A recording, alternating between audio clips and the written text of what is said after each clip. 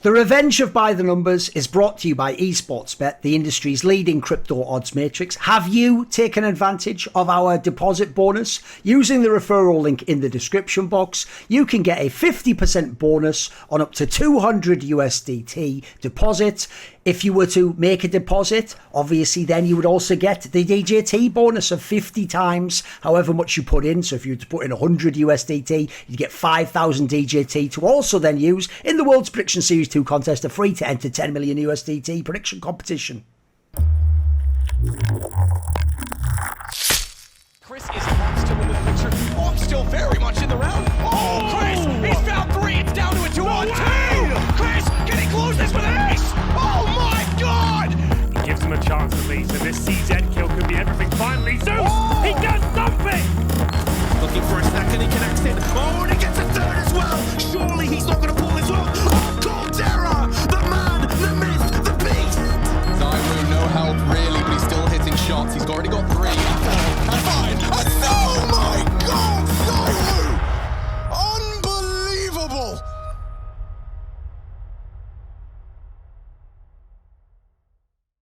What's up, everybody? Welcome to another episode of Revenge of By the Numbers. It's another beautiful week here. We've had some blast to talk about. There's been some roster moves. We've got RMRs progressing. Astralis are going down in flames. Loads of shit to talk about. But, big welcome to everybody tuning in. And, of course, big shout out to everybody who's been tuning in on the podcast as well. Last week, a lot of people went into Spotify and all that. So big shout outs to you guys on iTunes and Spotify. We're putting the podcast up there. So if you're here, be sure to leave a like. Be sure to leave a rating on it. It really helps. Even a one-word comment doesn't matter. It's all about the algo god, and he needs his sacrifices. So be sure to leave a little bit of a recommendation. But, yeah, Thorn, how you doing, man? You have a good week? You know what's dark is, obviously, they'll think you just mean that as a metaphor, Semler. But if you actually know, like, I actually sort of am into the space, the headspace, where basically digital technology, and especially any artificial entity, it's just demons, mate. It's just demons, magic technology. So what's funny is, even though you joke, if you actually do frame it that way, you will actually see what a useful metaphor that is, Semler. Because think about it, right? You know the old concept in like Greece, ancient Greece, of the idea you go to your local, like the temple shrine, and you make an offering to a god in the hope that he helps you, right? The joke is that is what liking and putting comments on the algorithm does. It's like you're telling like the evil god of fucking media and mammon and money to just be like, I want more of this guy, and he's like, I will produce more with my minions. Give him money. Give him the side of Mammon. Give him the beast mark. They send me the AdSense. That I get it. So the whole thing. It's pretty sweet. The artifice of the internet's so fucking evil. It's mad. The reason why I bring that up though is because here's the mad thing. I actually realized, Semler. It's like a classic. People don't know, there was a classic Joe Rogan skit just like this, where he was talking with Duncan Trussell, that comedian friend of his, and Duncan Trussell gives this whole thing where what he does is he just takes the story of Genesis from the Bible, literally the first like chapter of Genesis, and he just reframes the whole Garden of Eden story into like computer code. You'll have seen this video, like computer terminology. So instead of God, it's like the creator, and then instead of the word, it's like he made like a programming language, and then he made like this and this, and then he made a simulation. And you know what's hilarious, right? At the end of it all, Joe Rogan and Duncan Trussell's take is like, yeah, so simulation theory must have something to it. It's like, no, you moron, that's just modern terminology, you fucking idiot. The joke there is you've just inadvertently admitted that Bible story makes sense to you so long as we remove the words that have been pre-programmed to you to be silly because they're to do with the Bible. The joke is if we just say something about a computer, you're like, yeah, it seems to make a lot of sense. You know why it makes a lot of sense, Joe Rogan? Because your actual worldview of this like science thing and like the whole universe, like we're just alone in a tiny space, that makes no sense. The joke is that's what you have to cram in your head every single day. But whatever, you take those fucking checks, homie, and you keep spelling all that bullshit. Because speaking of, I'm getting myself in the mood. It's sort of like an old Baryshnikov technique here. So come on, Semler. What is the petty grievances we're going to start out with here? Oh, I mean, there's so many. This is a glorious I'm just going to tag along on this, though, because we were actually talking about give me your thoughts. Yeah. And I found a website that literally keeps track of all of the episodes that have been deleted from the Joe Rogan Experience now on Spotify. So they're up to 113 episodes out of all of his episodes. I didn't realize there was that many fucking... Yeah. 113, and they've got a website. It's called jremissing.com, and guess what? Your mate Duncan Trussell? deleted. Oh, of course, yeah. I should have even thought that through. I know. That's the wildest one that people don't know about that case.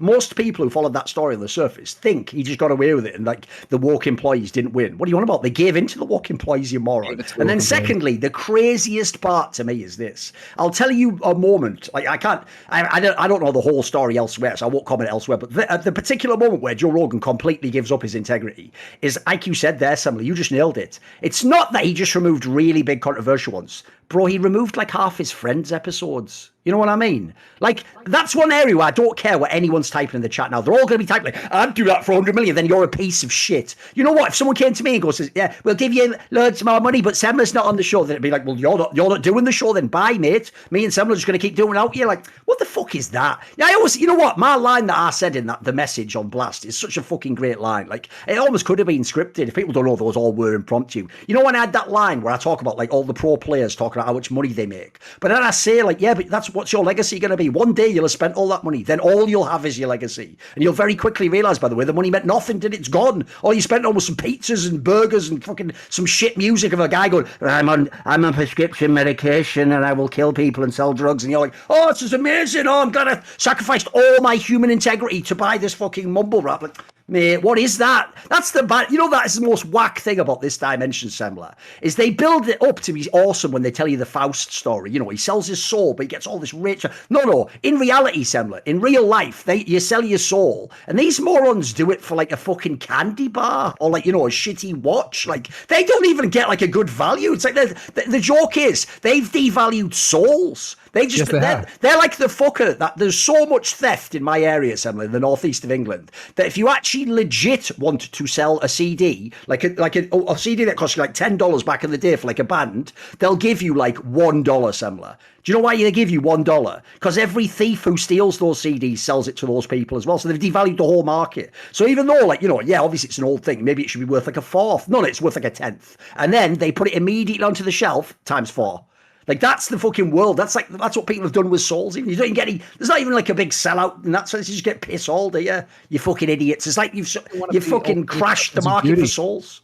Look at one of the most like the ultimate expressions of beauty, or one of them is music, right? And how now for years it's all just been generated. It's just been generated by AI. So all of the hits out there, all of the big beats, everything that you hear on like hear it soulless, on the radio, it's all soulless crap. And it's all been just AI generated. And so then the mask starts to come off because they literally just announced, you know, that like, oh, we're signing the first AI rapper, you know, and it's like, turns out he's got like the mark of the beast and shit. And you're just like, whoa, okay. Now it started like, it's all started to like slip here. The curtains, you can start peeking between the curtains.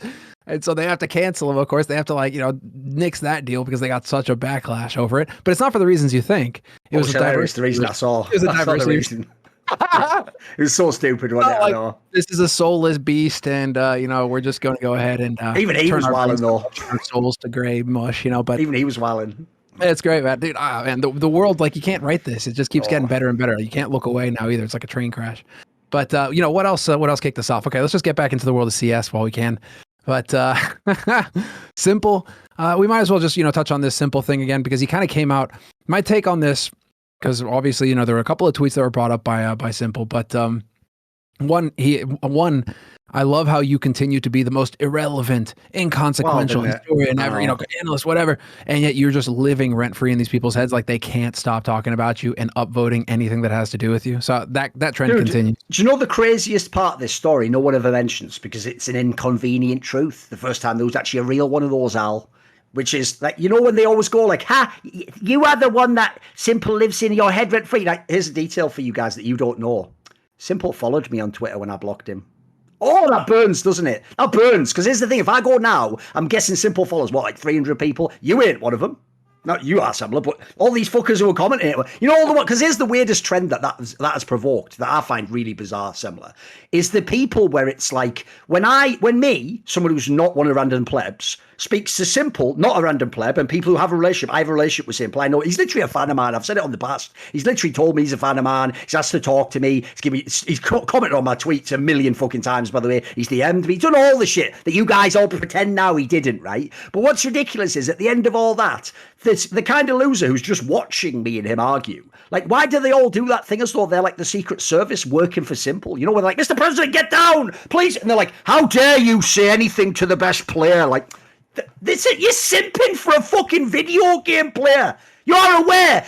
Even the stupidest simp for a woman imagines he might one day get sex or photos. You're not even going to get anything. He just stays on Twitter, not following you, not retweeting you, not replying to you. At best, maybe if you're the 1 out of 1,000 person, he randomly just like goes, I'll give this guy a like. That's about all you're hoping for. He's not even commenting on most of you, because what can you imagine? He's not reading every bloody reply, is he? So yeah, this whole thing's stupid. But okay, let's get into it. What was the premise? Because as you say, the joke is, it's like at this point in time, right? I don't reply to Simple. I don't message Simple. I've blocked Simple. But this motherfucker just cannot get off my Twitter page. It must be like his homepage on the internet or something. So come on, hit me with it. What did he have to address? Wasn't even that big. You notice it was a total throwaway tweet as well. Come on, hit me with it. What was the big deal? I know. This forgotten analyst is inventing there again. Can't answer back because his mental component is incredibly weak since he blocks everyone in Twitter at me when he finally gets a job. So already I was kind of laughing when I saw this tweet as well, because I'm just like, simple, hold on. You're the one who's currently letting his team play in the blast groups, and not doing your job. So like, let's just add a caveat to that though. Here's the difference though, Sembler. When I don't work events, I don't get paid for it. He was paid to lose those games. He's paid to chill in Dubai. It's even worse. It's like he didn't do his job and he was paid. That's fucking crazy. There was, I guess he's basically, because he's still going on about these the crazy tweets, and so then the one that really like bugs me a little bit and actually kind of makes me wonder, did he send these DMs or not? What was the timeline for when he sent these DMs? Because he's obviously reacting to the fact that people gave him some flack for the emotes, right? For the rolling, laughing, crying emotes. Yeah, so then here's the thing. I'll tell you the order of what happened, because this is actually a complicated story, because as usual, one, it involves Simple. So spoiler, if you're a fan of By the Numbers, you'll know Simple's actual reading comprehension on the English language is actually fucking bang average at best, if not below average, actually. You'll see he consistently gets things wrong, like he did with Richard, like the rest. So what happened was, the initial thing is Simple posted the thing Semler says, which is like, I'm irrelevant. Now, what's weird about this is, even I, because people kept linking to it, actually, I think even I was confused about this. I actually think if you look contextually, right, everyone thought that he just took out of context this tweet I made that was obviously about the idea that back in the day, everyone pretends they all said Simple was going to be the GOAT, and they all go, we all said he was the best. You were there, Semler. No one did. In fact, the joke was, everyone used to argue against it. Their whole thing was like, yeah, he might be talented, but he's toxic. Or, yeah, he might be good, but he doesn't have the game sense. Or, he peaks too much. He's too aggressive. Like, dude, everyone had a take like that. The joke was back then, people really did just say I was like a dick sucker of him and Nico and Device. Those are all the fucking names. That's why a mate of mine even said a few years back in 2018, Semler, at the end of the year, he just sent me a screenshot of that HL TV top 20. And 1, 2, and 3 in this order was Simple, Device, Nico. And he just sent me a message, and all he said was, it's almost like you know something about this game. Those are the players I was going on about, like 2016 guys. So anyway, right, when this all happened,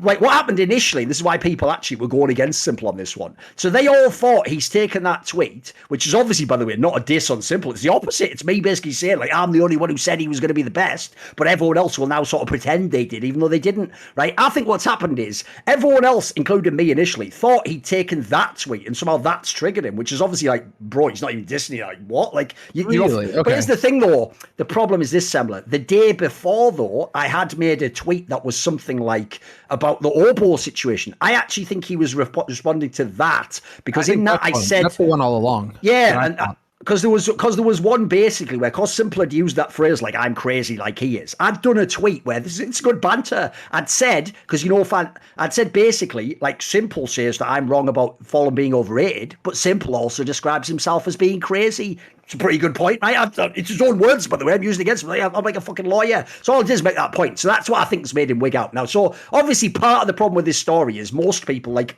me initially, are probably actually thinking he's just basically read it incorrectly. Now, what's silly about responding to that, though, Sembler, is there's not even anything in that. Like, again, you said you're crazy, mate. All I'm doing is using your words, and you said Fallen's overrated. Now, I assume, if I had to guess, he's seen me say Fallen's overrated again, and it's hit the trigger again, hasn't it? That button's bit, nuclear launch detected, like I'm playing Command and Conquer or something. This constant rush of nukes immediately. So, which by the way would be entirely appropriate, you know, the world situation right now. But anyway, whatever. Don't cut that out. Don't get Sam out of here. Do not timestamp that. Keep it in. So anyway, the point is, after that, because I then made some more tweets as usual, there was like more fucking crying and all the rest of that shit. Which then, because I then basically pointed out the oboe thing he did again, Sembler, that's why he posted the DM. That's what I was going to get to.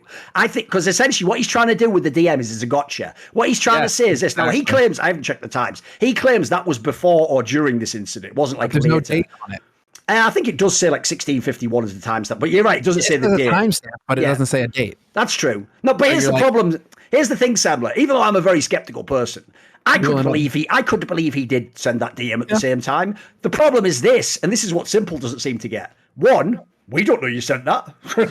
So what do you want? And then two, this is the craziest part to me. I still don't understand this part. How would sending a guy, by the way, quite a nice set of DMs. I thought it was actually a very appropriate way to speak to someone like that. At that time, if people don't know, this guy wasn't responding to messages. So if you're like the greatest player in the world, he might respond to you in the same way as if like back in the day, like Michael Jackson messaged you, of course you pick up the phone, wouldn't you? So that's a great concept. But here's my problem, Sembler. How does saying all that in DM then mean if you then publicly go, I'm crazy like him, that somehow doesn't have the same impact? Like I said on the last episode, you know what I said on the last episode? Be very careful what words you say to someone who's on the edge, as it were, because you don't know what will tip them over. So that was what I was saying there. That the DM doesn't in any way invalidate him saying he's crazy. That's still a silly thing to say no matter what nice back and forth you've had. So that's why this whole thing to me, again, it's like you started out right. It's really just about the fact that Simple cannot fucking avoid my opinions. He just can't. The joke is, in theory, right, his country's at war. He's literally in one of the best teams in the world that's supposed to be playing tournaments right now and on top of them. He's supposed to be practicing. He's got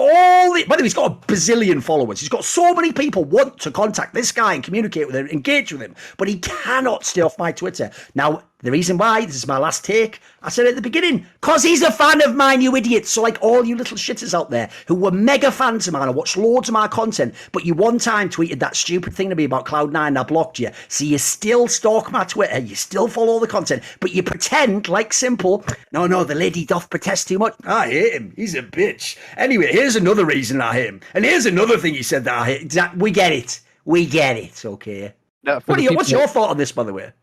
Well, actually, hold on. I want to make it's obviously just drama, but I want to know what your take was. Oh, by the way, one last thing I would say is this. The one thing I do think is utterly fucked is that Simple, you'll notice. This is how you know, by the way, I'm not joking right now. This is how you know Simple is actually a fundamentally bad human being.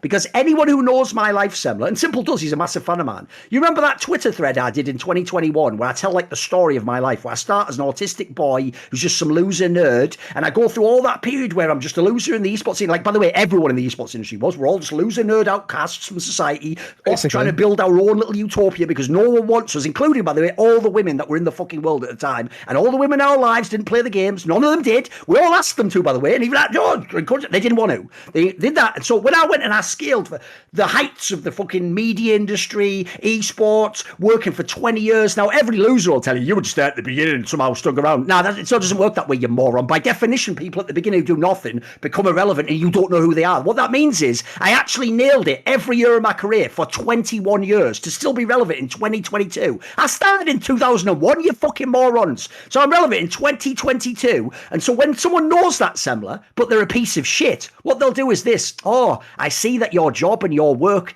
is almost not even just like work for hire, like those guys, Joe Rogan at the beginning of the episode. It's more like almost a mission and a drive and a quest. So I'm going to tell everyone you don't even have a job or a mission. And I'm going to lie that you're actually a homeless, unemployed piece of shit. And I'm just going to do that because that's actually the most evil thing I could say. And I hope for even a second, maybe it hurts your feelings. That's who Simple is, by the way. Have you noticed, by the way, that doesn't connect at all to how good he is at moving his crosshair? It's almost irrelevant, isn't it? There's no connection. Exactly. It doesn't really, character doesn't really have that kind of say. I mean, I never say that about him. I'll never claim it. He's just a shit player. They should fire him from Navi. It's never my take, is it? No, and that's like you have to. Is this a case of having to separate the art from the artist in the sense that like he's going to perform in the server and that's what we're really here to talk about, but everything else is kind of just extra fluff, bullshit drama. But this is again just one of those scenarios where it really is unfortunate because he should know better. He really should know better than to be spouting off in that way just to get likes, because that's all I can think of is just the reason why. It's because he tweets about you. Oh, he gets 10,000 likes. It gets to the front page of Reddit. With like never point that out, Sembler. Have you noticed they never point that? You know, everyone religiously, the people who have 10 followers, go on and on at me like, you only average 50 likes a post. Why would that be relevant when you average 0? I know you know what the banter is there, but you know the ones who do that, Semler. Have you noticed how they never mention? It's weird how the tweets that Simple does about me average a lot more likes than just random the posts he does. But remember, I'm irrelevant. Yeah, no, that's it. I like our usual troll. Actually, I just noticed our troll account here is here. Well, Xiao Li Jiang, you know this one. His mental component is incredibly weak. You crying about being blocked by someone who you claim is useless. Are you on crack or what? So let's just one more time state the ultimate hilarity of the cell phone that Simple does this, by the way. Remember, I'm actually famous for being one of the biggest supporters of Simple's career. And in my job, I have genuinely wrote the majority of the important narratives, correctly characterizing who he is. But he's so stupid. He goes, yeah, you know, my take, everything that guy said is wrong.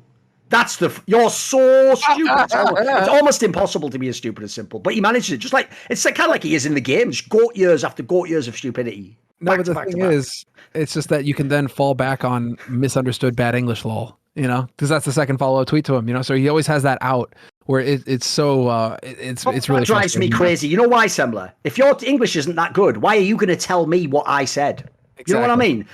And by the way, don't ever make the mistake, I've done it a million times, of doing the tweet that's like, can people who don't speak English stop trying to critique my English? Do you know what every reply will be? Yeah, but you don't speak Ukrainian. Oh, would that be relevant? Yeah, I should probably not have conversation in Ukrainian then. You know what? I think we agree. I won't have conversation in Ukrainian. You don't have conversation in English. Seems like we're taking care of it all. Yeah, it's pretty fucking easy, isn't it? But Bob's your uncle. Think we can just get on with life now. You can fuck right off. Now I can just continue living my life. It's weird how it works, isn't it? It's just different standards, you know, double standards. That's the rule of the land on the social media. It's how it works, you know. So it's like, so long as anything he does gets the attention that it does, right? He can do no wrong because he's a player, and so the players are held to different standards than anybody else. Well, they are. And even though the joke is it should be the other way around. Like, he's the one who gets the $40,000 a month to click fucking heads, and then he wants to also be an arsehole. Like, come on, man. All I'll say is this, Semler. The reason why it's whack is he's not even original on this. If you don't know, this is the go-to angle every hater that's a pro does. So I'll give you an example. One of the reasons why, till the end of time, it's fuck Nico for morning, noon, and lunch. Fuck Nico. And here's why. Because Nico's done the same thing, mate. When they did that video, it was one of the betting companies did one of those videos with him where it was overrated, underrated. So you might remember famously, they asked him Carrigan, and he says, right, even though this is years after when Carrigan's even been in Mouse and been beating him in FaZe. Remember, Mouse had a way worse lineup of players than FaZe. Nico still, because unlike Simple, he hasn't learned to lie. I mean, fair play to him, by the way, he shouldn't lie. He just openly says overrated because he just doesn't learn, right? So then they ask him Thorin. Now, obviously he was going to say overrated for me, that goes without saying, but here's what's mental similar. He goes, for real, I've seen the way he tweets, and I'm just not a fan of his work.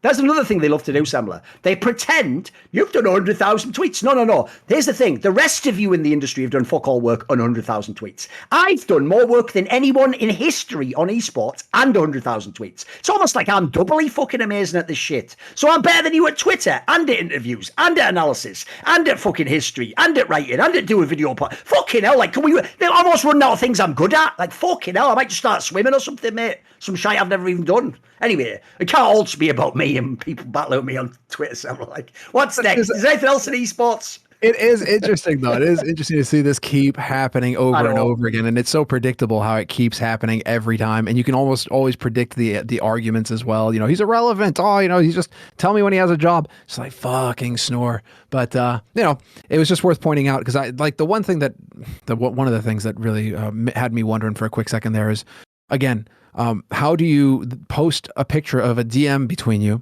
and expect us to what? Like, are we mind readers? Are we supposed to know that, you know, you're doing something in public and we can only react to what happens in public? And so when you tweet something, it's like, okay, fair enough. We can interact with that because we see it. How are we supposed to know that you have some private message going on in the back? And how can you then post that as if it's some own, you know, like, oh, I shut these guys down. It's like, what the fuck are you talking about? That's a totally different scenario. If we see that first, then we're reacting to that. It's a totally different thing, but that's in private. So how can we react to it? So once again, for you. First of all, if people haven't done something fucked up that somehow requires you to clear your name, why are you leaking DMs? Like, why am I seeing what Obo said in the DM? Why is that not cut out? So there's one thing, you violated Obo's privacy. Like, spoiler, if I'm Obo and I'm feeling at all bad, I don't think I will do a DM with you. It's going to become public, isn't it? Then secondly, I'll just say this, Semler, because it's kind of like what you said last week, but I wasn't thinking that much of the conspiracy angle. You know, you said last week people are just doing it all for the likes and to be seen publicly. Here's an obvious question for you if you're simple. If you're simple and you just did an awesome DM with him and he replied and it seemed like he'd like calmed down, why then do the public tweets? Oh, you still need to farm, don't you? You still need your attention. Yeah, of course. Perfect. No, I could see it. I could I hate it. Double dip. How my mind works out because of that very scenario where I could literally see him just sending those DMs afterwards and then being like, look, I was DMing him. It's just whatever. We can move on from the simple thing. It was just worth pointing out. He is actually, I mean, it's worth throwing in there now that he has arrived in Copenhagen. Now he is going to be competing in the remainder of the Blast group. And so we'll see. You know, anyway, it didn't even matter in the end. It didn't even matter in the end because his team still topped the group and he's still got the best seed going into the bracket or whatever it is. And so, you know, simple, he's just going to show up. But let's talk a little bit about another team out there, and that is Astralis. And so there was a bit of news, there was a bit of news that was coming up here, and it was actually on Yahoo places. So not your usual esports source that you would go to get information, but apparently Astralis are looking to sell their slot in the LEC. And so this really gets me wondering like what the play is here. If Nicola Nyholm is looking for his move to get out, because if you sell, this is 30 to 40 million bucks basically for this slot. I mean, there was another team that just sold for that amount, if I'm not correct. Last year, the team that used to be Schalke, so the German football club, sold their spot to BDS, I think they're French/Belgian org, and basically they were actually the worst team this split. In fact, last split as well, they've been the worst team these last two splits. I thought I had the number here. I thought it was 40 million, though, is what they sold for. That's because there's another one coming up. There's one coming up where Heretics, the Spanish org, is going to buy Misfits. You're thinking of that, so that hasn't happened yet, though. That hasn't happened yet. That was the route. And by the way, there's also a couple of details on this one. The Astralis one, they are just looking to sell the slot. The Misfits one, apparently they sold 80% of the slot. It'll be rebranded. They keep 20%. And just now, Koi, who's like an ERL team with that famous Spanish caster Ibai, they're getting like 60% of the Rogue spot and rebranding that. So it's a big thing that's going on in LEC. The Schalke move last year sort of established that like these slots are worth more than the buy-in, 2 or 3 times more at the moment. And any teams that want to get out, this is when you get out because it's when people are ready to buy. And so obviously the key thing here is the Astralis angle, right? So should we get into it? We should get into it because I mean it is worth pointing out. Because you nailed one of the key elements there, which is what you have to do here is this. There's 2 ways you can look at this. One is the way every CS:GO fan's going to look, and all I'll say is this: it's just a bit naive and a bit overly optimistic. The naive CS:GO fan goes like this: if they sell for 30 or 40 million, fuck, imagine the players they could buy with that. The problem with that becomes, do the current owners want to make a big CSGO team and pivot in that way? Or as you said, I think what you said at the end is the part people need to look at. This is exactly where, if you were someone who cynically made Astralis, remember you even initially claimed it was a player-owned team. Wasn't, of course, in the meaningful sense of that, in terms of who has the most shares and stuff. But okay, you made a player-owned org, you built it up. Think about this, it was only made in like 2016, Semler. It's 2022 now, you've had the heights of the CSGO team. Spoiler, it'll never be as good as that again, because it's the greatest team of all time, and you know we're close to winning a major. Then in League of Legends, you had like a good team, but not a great one, and that just didn't work out. So then you went with budget rosters for like 2 years, Semler. Just bad lineups, nobody players, people didn't want, and you were always finishing like outside of the playoffs. You were a bad team. So what you do is this now, Semler. If you sell your LEC spot for 30, 40 million euros, the buy-in of the LEC slot was only something like 10 or 11 million. So you've already made like 20, 30 million off that. Then even if we take out the costs of running Origin and running fucking Astralis, the team in League of Legends, let's say that's a couple million more. So let's say now you're at like 35 million profit, 25 million profit. Why would you then invest that again? Because here's the detail you guys won't know. Last year, a guy who follows Danish esports, because what's good about it is I collect nutters who like are just little weird guys who want to actually run down things that no one else wants to put hours into. And this guy just follows all the Danish news, right? And what he did was he sent me a report that was about the Danish stock market, right? And Astralis is what I wanted to bring up. And what he said was this. He said, if you look at the way the rules work around the stock, when you start, it's a bit like if you get equity in a company, Samuel. If they're smart, they don't give it to you up front. They give you it sort of vests over time. Yeah. Exactly. So the classic time obviously usually is 3 or 4 years because you want to keep someone in the project that long. You don't want them to just, as he could have when the CSGO team at their top, sell for like 5 times what it was worth and then leave with the money instantly. And then whoever buys it's like, well, what have I got? So the premise goes this. He said, not only did he have to wait something like 4 years from going public to sell, spoiler, that's this year, but then secondly, he even said if you look up Nicola Nyholm's average length of time with each of his companies, it's about 4 years, and this was his 5th year in Astralis, now his 6th. So all you need to do is just go, do a little equation, 2 + 2 = 4 underscore, and then he leaves with the fucking loot. That just looks like it's time for him to either leave or the main. This is the perfect cash out time is the problem. Because the thing is, you are right. Obviously, you could just take loads of that profit and re-up your CSGO team. But the question is, was this all about fattening the pigs so you could sell it? I get the vibe it was.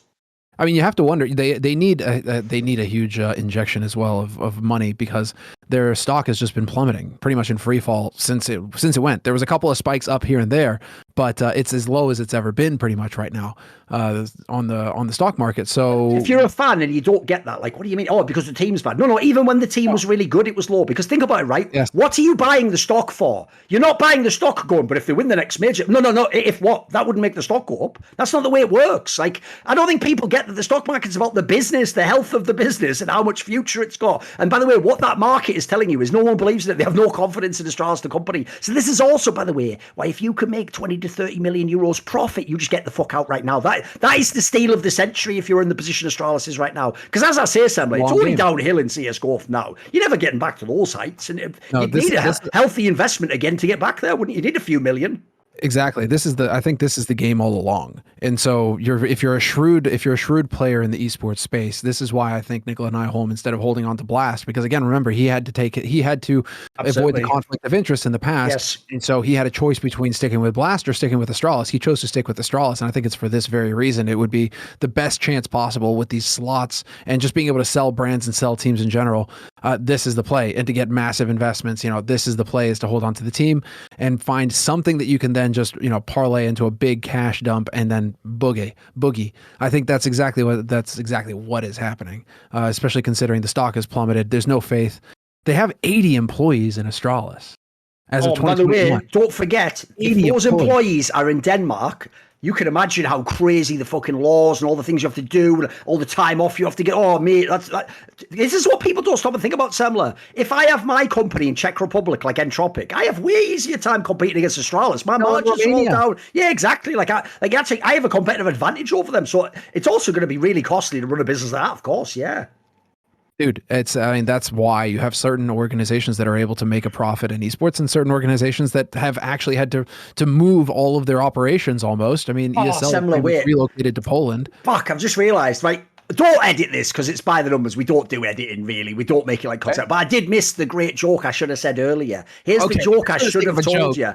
So when you said that Semler isn't even at Blast, instead he was off in Dubai and he was partying with Boomich, and it's like, oh, also, how cheeky are you? What are you doing fucking partying when you're supposed to be doing your job while you're still getting paid? Who the fuck are you? The Finnish Prime Minister?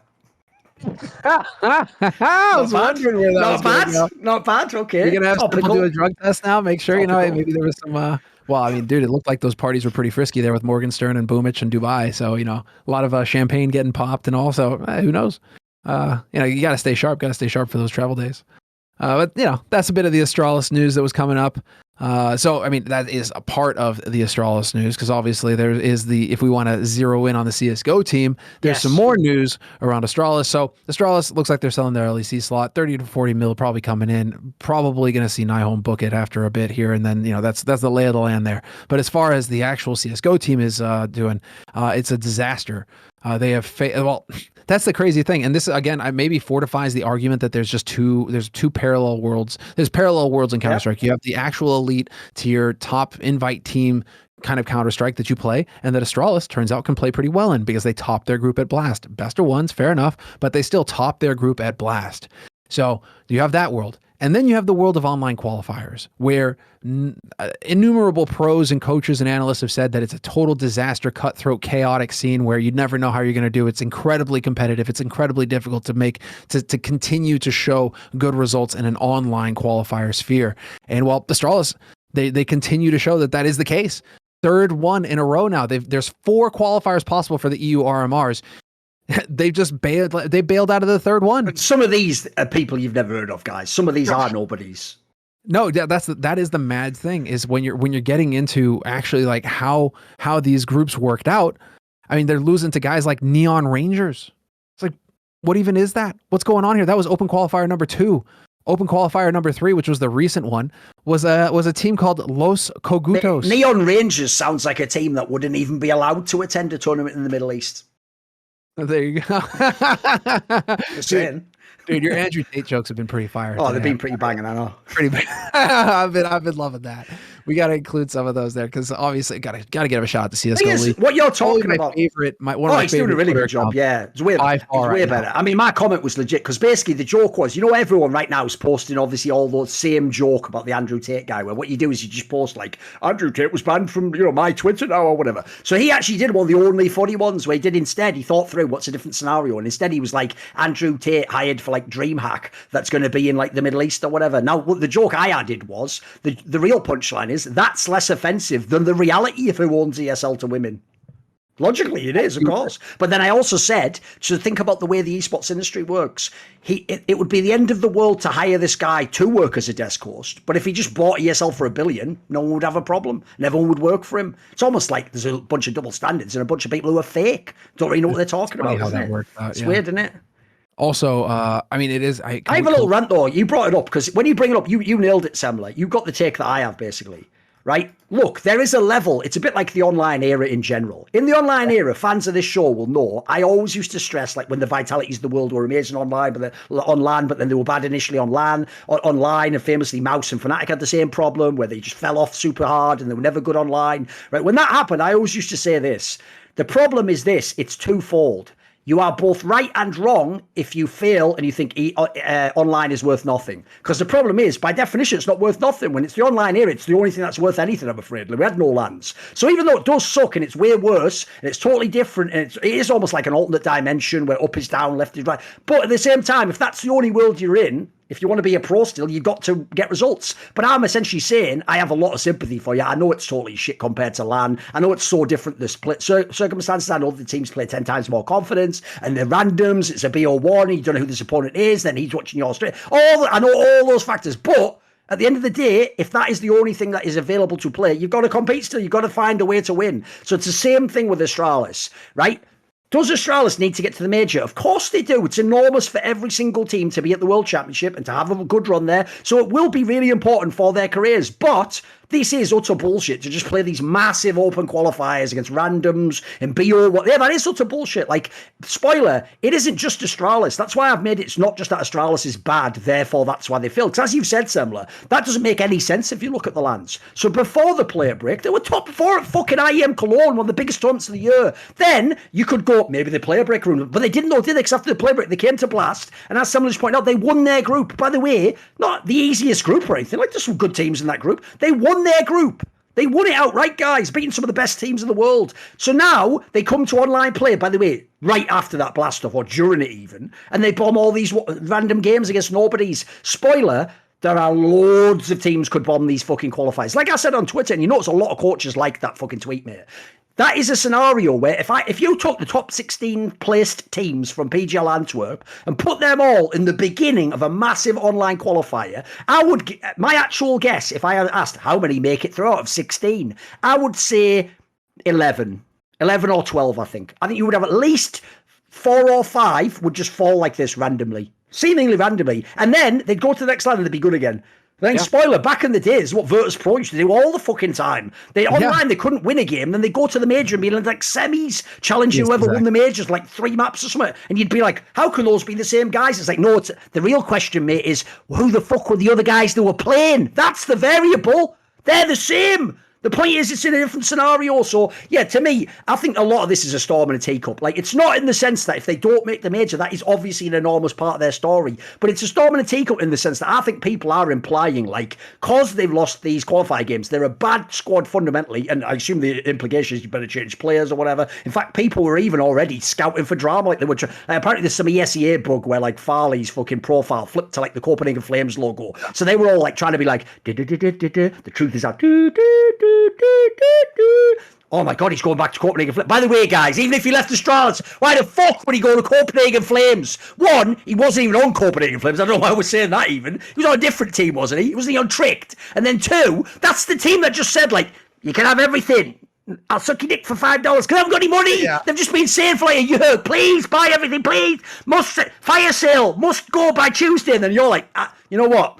Don't tell anyone this, but I reckon he's trying to get his way in the Copenhagen Flames. Like, what are you talking about? Why is CSGO so stupid at all? It's so whack, isn't it? None of it fucking makes sense.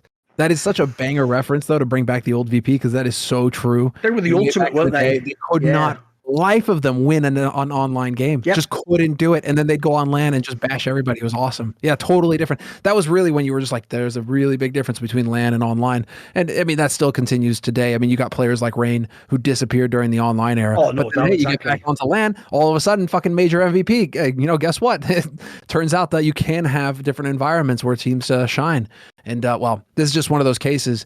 I mean, the way that this, I mean, it's just a brutal sort of scenario for teams like Astralis who have to go through these RMRs, who have to go through these qualifiers and still compete at the same time. Because then you have no time to decompress. You have no time to really kind of try and work your way through and improve on things because you're still playing in Blast.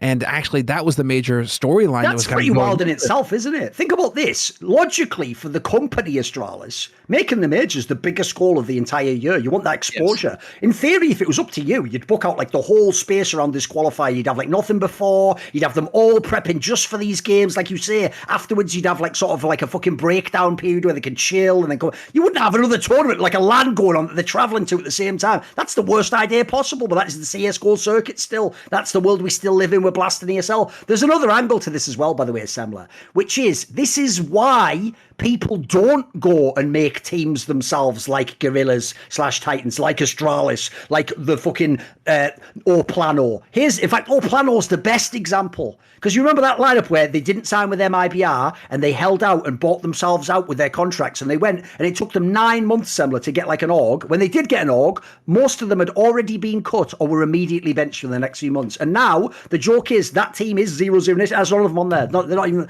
those players aren't even on that team anymore. And in fact, they had to go. The biggest joke of all is KNG's gone back and made another Oplano. It's even called We Have a Plan. This cunt never has a plan. Yeah. It's like the opposite of fucking Hannibal. Straight Fighter reference if you know the 80s A-team there, but whatever. Because Hannibal loves it when a plan's come. I don't know why I'm explaining fucking jokes. If you don't get them, you don't get them. So anyway, here's the point I was going to bring it back to. That's the reason that analogy is a brilliant one is this. Oplano's lineup was better than what MIBR got to replace them. But do you know why I'd way rather be an MIBR Semler?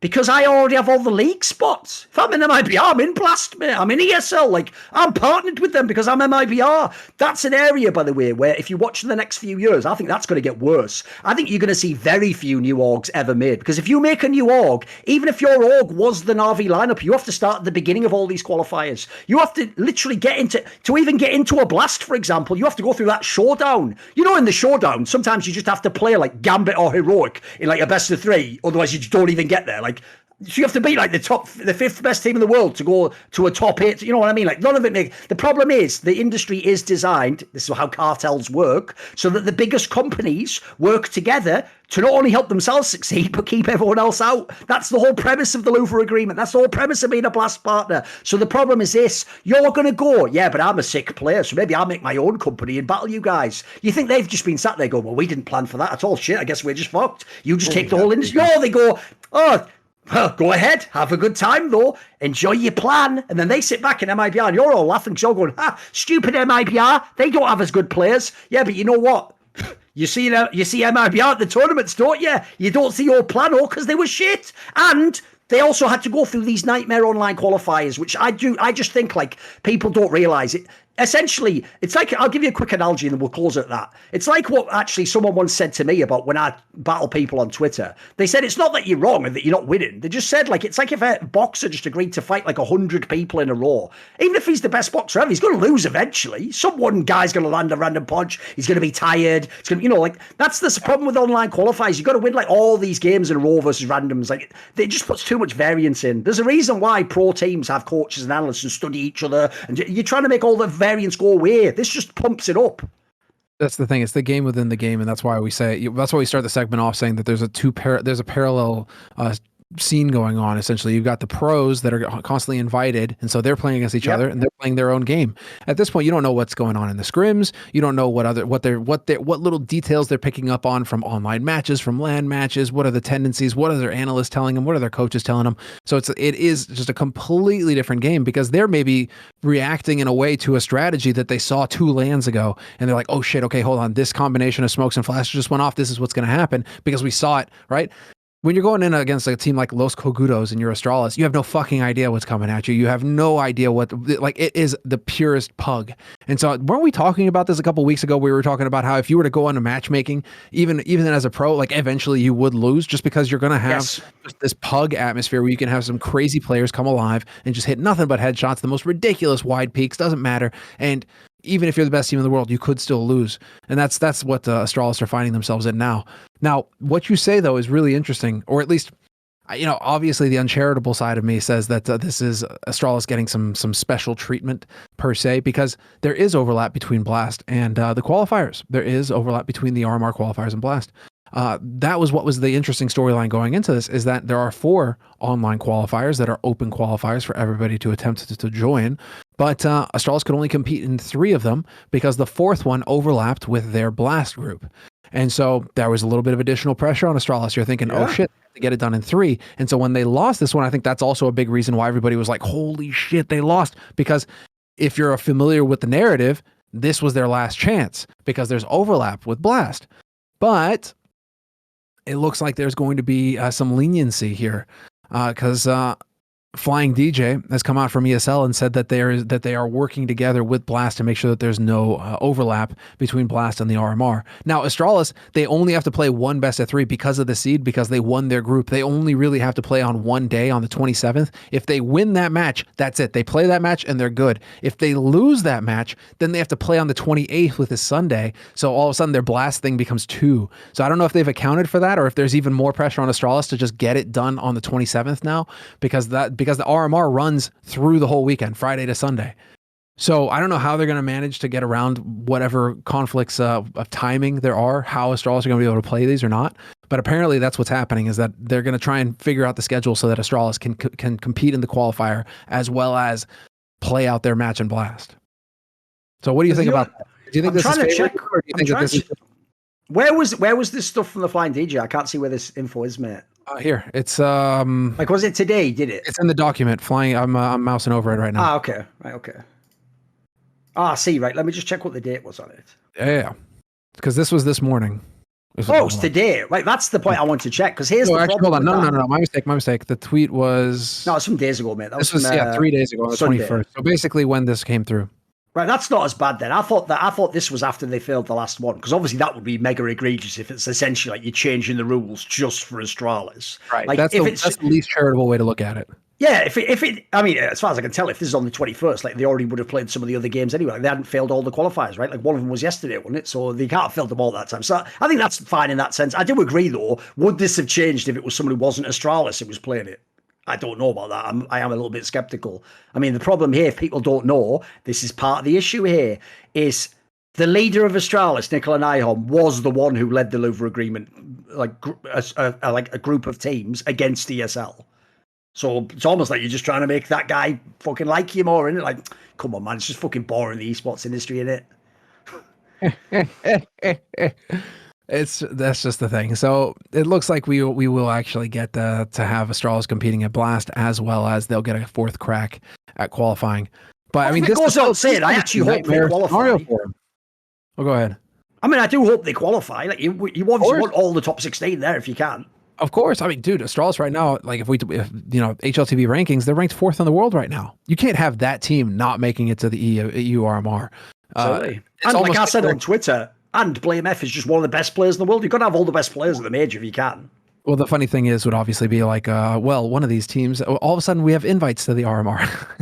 It would be like the classic, VP didn't make it, so online. I actually was talking about this yesterday yesterday. I did my show with Monty, the betting one, that's what you preview it. And so I explained to him that premise basically of like that Carmack used to just magically find like a new way every Pro League season that VP could requalify. Like, it started as like it was like a relegation. It was like, but if they get relegated automatically, then they're down out of the league. Relegation playoff match. And then you remember they were even doing stuff like magically when they lost the relegation playoff match. That was the season similar where magically like a small org just dropped out, and then they were like, I guess we'll have to have a playoff to get back in there. It's like the joke was at the end, like they were just going to have like, right, I tell you what, it's going to be all decided by this final thing. Whichever team's first name starts with the last letter of the alphabet. So Virtus Pro, you are back in the league. It was so transparent, wasn't it? It was like they were just going to do anything they needed to reverse engineer them being back. That's the same vibe.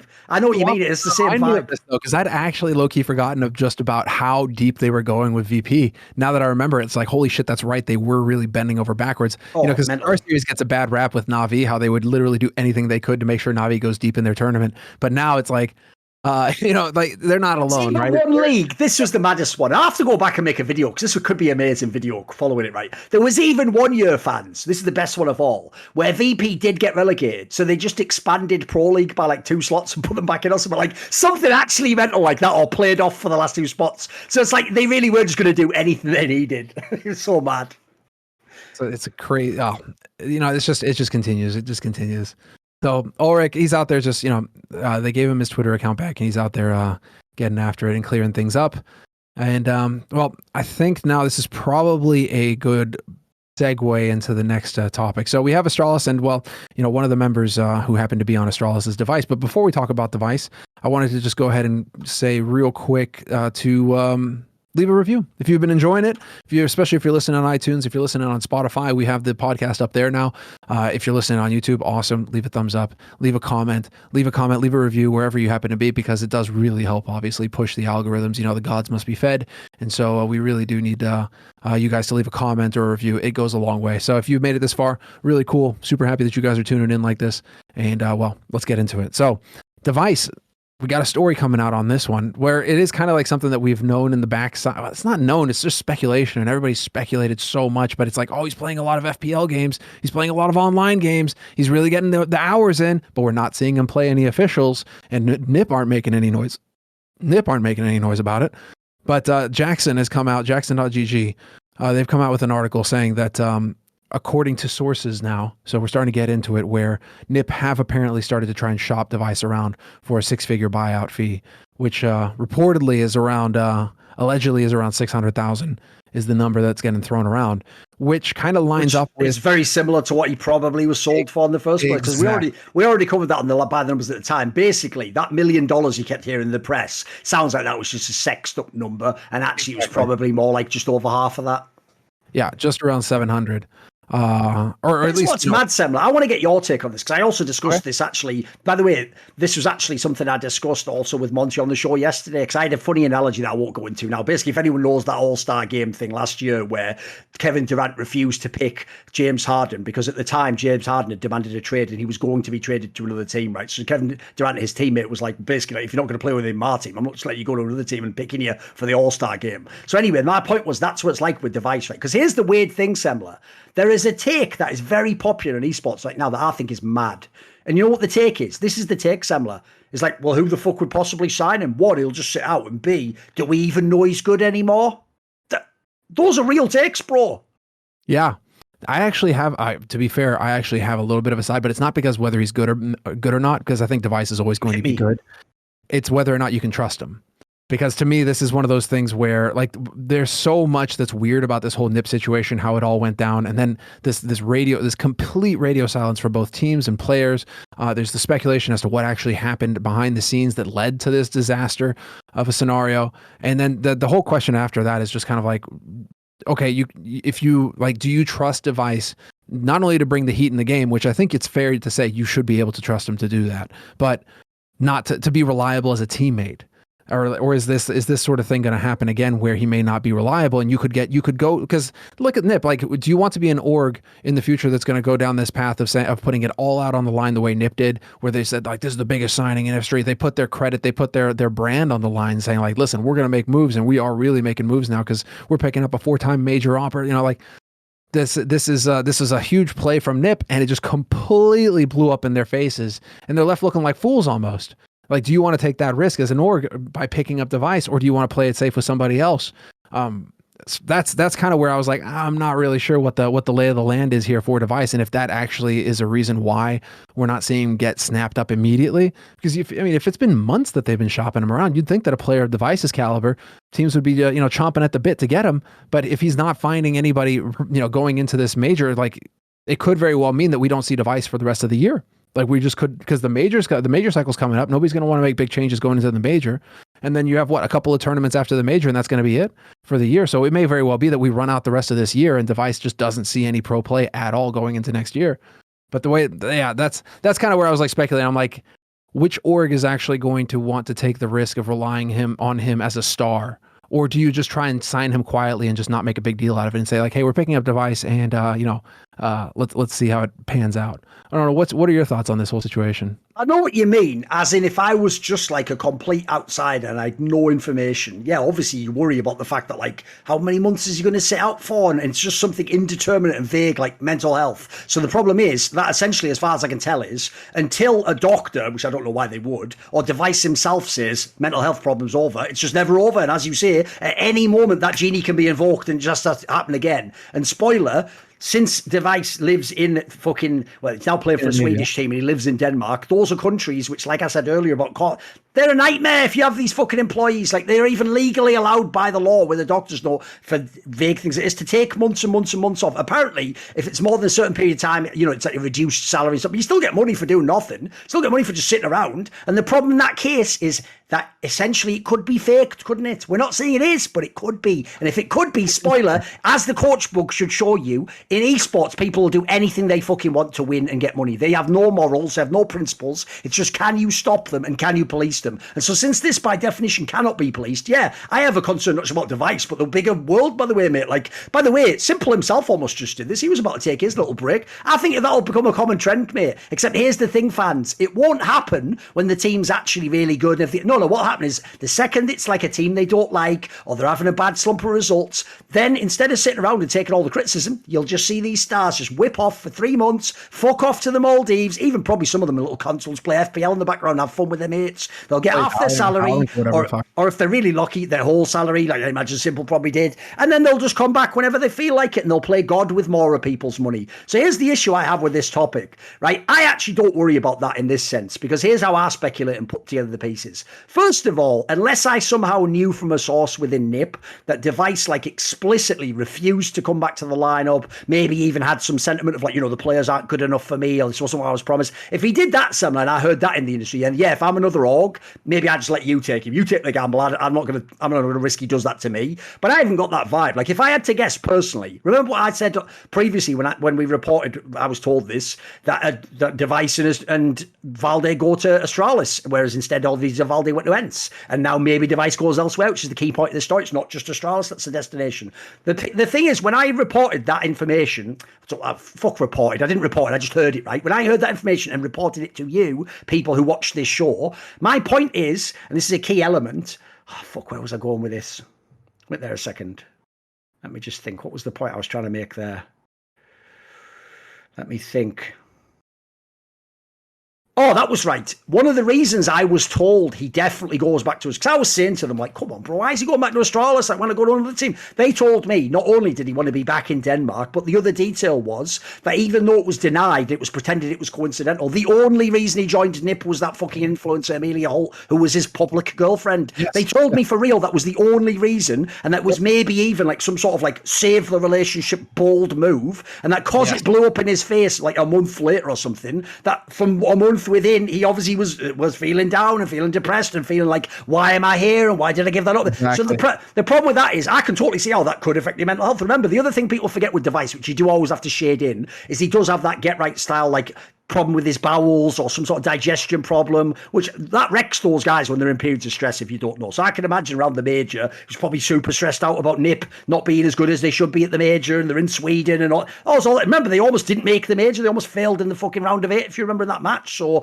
there's a million factors I could say did stress him and would make this so that, like, unlike other circumstances, here's the difference, Samuel. If I sign him now, he hasn't got that girl problem. He's not coming to my country to play because there's a, you know. So in my opinion, I could look at it and say maybe I'm different, because I think personally this is the ultimate time to sign Device. He's had all the time off he needs. He's also, by the way, a player. This is something else people don't mention, who never had time off before, except back in like 2017 when he was really ill.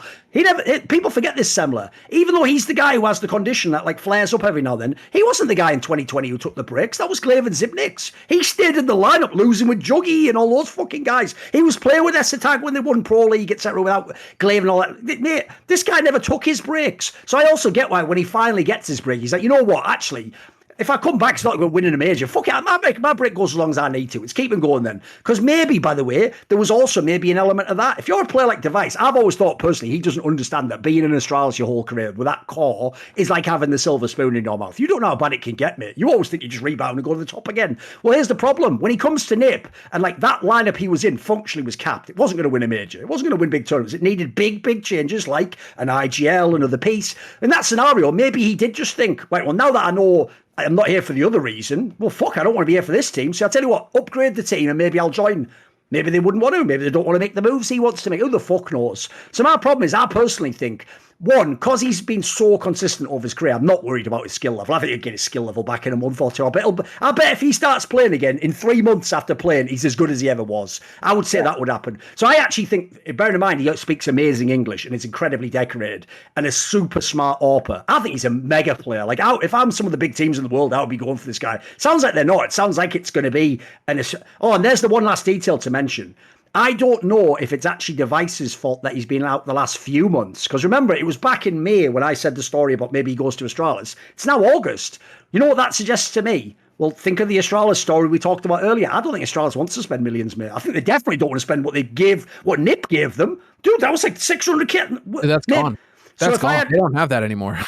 Yeah, so if I had to guess, I would guess they either were trying to nickel and dime, as Nick and Lyholm would, trying to nickel and dime Nip, or they just couldn't get the money together that Nip wanted. Like, remember, Nip's just bought Brolan as well. I imagine Nip wants some fucking money for Device, so doesn't want to give him away for free. So if I had to guess, it sounds to me, if you put it all together, like maybe Astralis isn't the team, and maybe he's going to wherever someone will pay him. There was actually a really cool tweet, and I think I saw you interact with it as well, where some guy was kind of speculating as to where he could go. And if you were to take Nitro and OC out and put him in Team Liquid on Liquid, yes, like what a fucking crazy roster sick, wouldn't it? Be. That would be a nuts roster. Elige, Naf, Yakinder, Device, and Alexi B on Liquid. Like, that would be the power play. Dude, that can win tournaments, that lineup. Yeah, that's legit. Liquid have got the money as well to make that kind of play happen. So that could be some speculation. I mean, I think you're bang on the money, my dude. I think you're really there, because like you have to keep in mind, like, there is some stuff that it seems like we know. There's also stuff that's just pure speculation as to what's going on in the background or like what led to all this. But what we do seem to know is that yes, it was like he, you know. It may very well be exactly as you describe it, where he made the play as some hero saver, like relationship saving move. It blew up in his face, and then he finds himself in Stockholm alone, you know, on a team that he doesn't want to be on, and it's just at that point, you know, total disaster, and it all falls apart. And then maybe by that point, you know, it's like Nipper's they've already moved on. They've got a roster. Hampus keeps coming out in interviews saying like, "Hey, listen, we're happy with this roster. We want to make it work." And all of a sudden, there's just no room for him to get back onto the main roster anymore. And you got to think about how to move him around. And maybe get some of that money back. $600,000, you know, for the asking price, it seems like, to get Device off of his contract or to get him onto your team. I mean, we were talking about that for a while, that he may join Astralis, but like the other one that was kind of floating around, I don't know if there's anything to it. Well, no, I don't know. It's just pure speculation, but like imagine putting Cadian on a rifle roll and bringing him onto Heroic and adding an actual AWPer onto Heroic. Seeing if that could actually... This is one of those areas I really wonder about fans. Because you know what? I've mentioned that a million times. The best Danish team is Heroic. So why isn't Device joining Heroic? They need a fucking AWPer. And every time, Simple, this is how boring fans are, Semler. They all just go, yeah, but Cadian's the AWPer.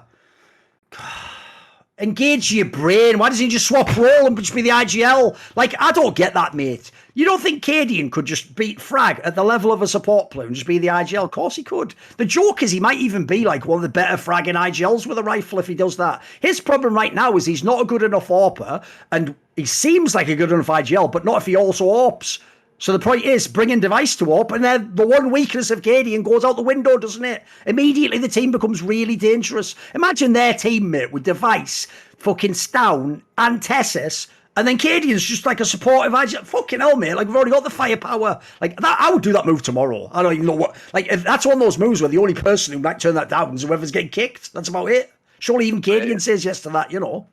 Yeah, that's basically it. And you know that Cadian is going to do whatever he can to make sure that they're winning. So I think I even think he would do it if he got the offer, yeah. I think so too. I think Cadian, that would be an offer that he would be thinking about it. I mean, Device is that move now, right? He's not in Stockholm anymore. He's down in Copenhagen. That's where everybody is who's anybody in the Danish scene. And like all those teams, they're all based out of Copenhagen. So I mean, like, he could very well be hanging out with those players in off time and, you know, mixing in with the scene, and then you see where it goes from there. It's just interesting, and it's like finally we get at least a little bit of something to work with here on the Device front, because it's just been nothing but speculation for months now. So now at least we have a little bit of something that, you know, okay, if it's true NIP are actually trying to shop him out, it's like, okay, so it looks like we won't be seeing a return before. Oh, by the way, here's the other angle I can't handle. This is where people are just losers in life, Semler. You know, the people who will go like, yeah, but why would we sign Device? He's been out for 8 months. Why would we sign Alexi B? He just failed with G2. Why the fuck would they join your team if they were the best in the world, you imbecile? If like Alexi B was Carrigan, why would he join Team Liquid? If fucking Device was simple, why would he join Team Liquid? You imbecile. If you are broke, you can only buy something that is on offer, that has discount, that is cheap. So what I'm saying here, you imbeciles, is these players are too good for Team Liquid. So the point is you have to get them when their stock's low. That's how you fucking buy and win in the stock market, isn't it? Like, these guys don't get it, mate. Because I've had the same argument told me. You know, by the way, I'll rewind this. This is the argument that stopped teams, except Mouse Sports, signing Carrigan. North Team Liquid. You know what they all said? Well, to sign him, didn't he just fail in phase? You fucking clowns. You imbecile. So what you're saying is the second best Lamborghini to ever be made was on sale and you didn't buy it because, well, if it's on sale, it's probably not very good. Like, you fucking clowns. You'll never know what a GM's job is if you really think that. You like, I don't even know why you have a take. It's just shit, isn't it? It's just fucking garbage. It's just the way it is, dude. Everybody's got a take. It's all good.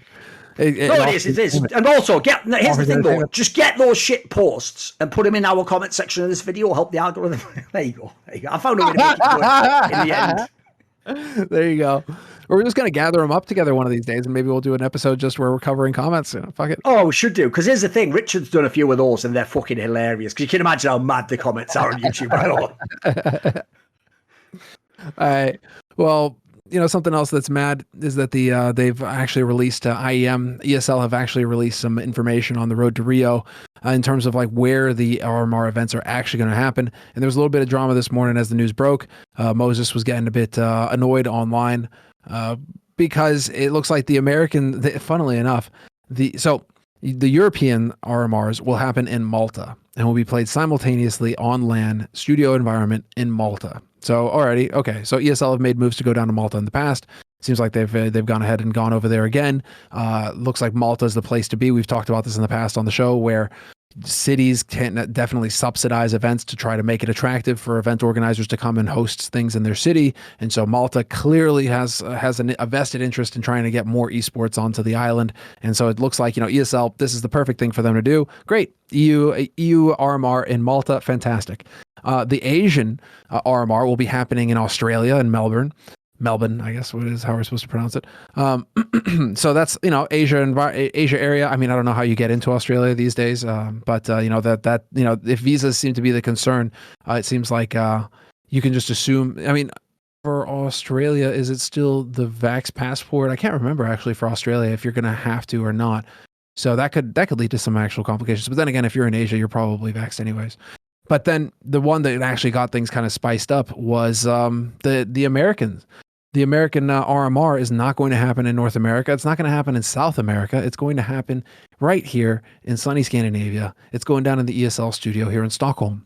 So the North and South American teams are going to fly up here to Sweden and compete in the RMR here in Stockholm. Now, the reason for this that has been given, there's two. One is that the major itself is happening down in South America, and so they don't necessarily want to double down on having events down in South America because it's already happening there.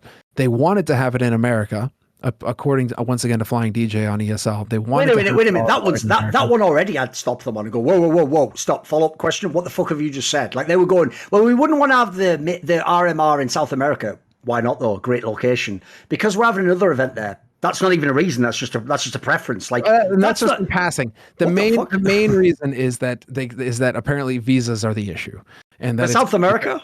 From South America to North America, it can be tricky apparently to get visas. They're running into issues with it, and so rather than run into the nightmare of having certain teams or players not able to make the event due to visa issues because they're coming from South America, so I guess that can be a little bit tricky.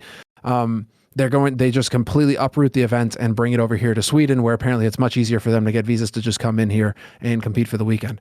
My tweet on the topic. As in for South Americans to get visas, you mean? Yeah, South Americans to come to Europe. It seems like that's much more easy on a vacation side of things. I suppose is probably what's going to be happening. I see. Fly over, and because they're just going to fly over and be able to enter Sweden and then compete and then go back home again, right? I'm assuming that's what's going to be. I mean, the obvious misplay there was that you could just simply fly all the players into Tijuana and have them walk across the border if visas were the issue, but it doesn't look like they decided to go that path. And it's going to be happening here in Sweden instead. So like Moses got really tilted on this one though, just because it's the region. The region feels like once again it's not getting the love that it should. As this is Valve is an American company, Counter-Strike American game. America. You have American teams that are going to be competing, but the event itself is not going to happen in America. A less joking tweet that I put out was that why not just once again have it in the Face It Studios in Los Angeles, which are totally geared up to run this exact kind of event. That's where we ran Flashpoint.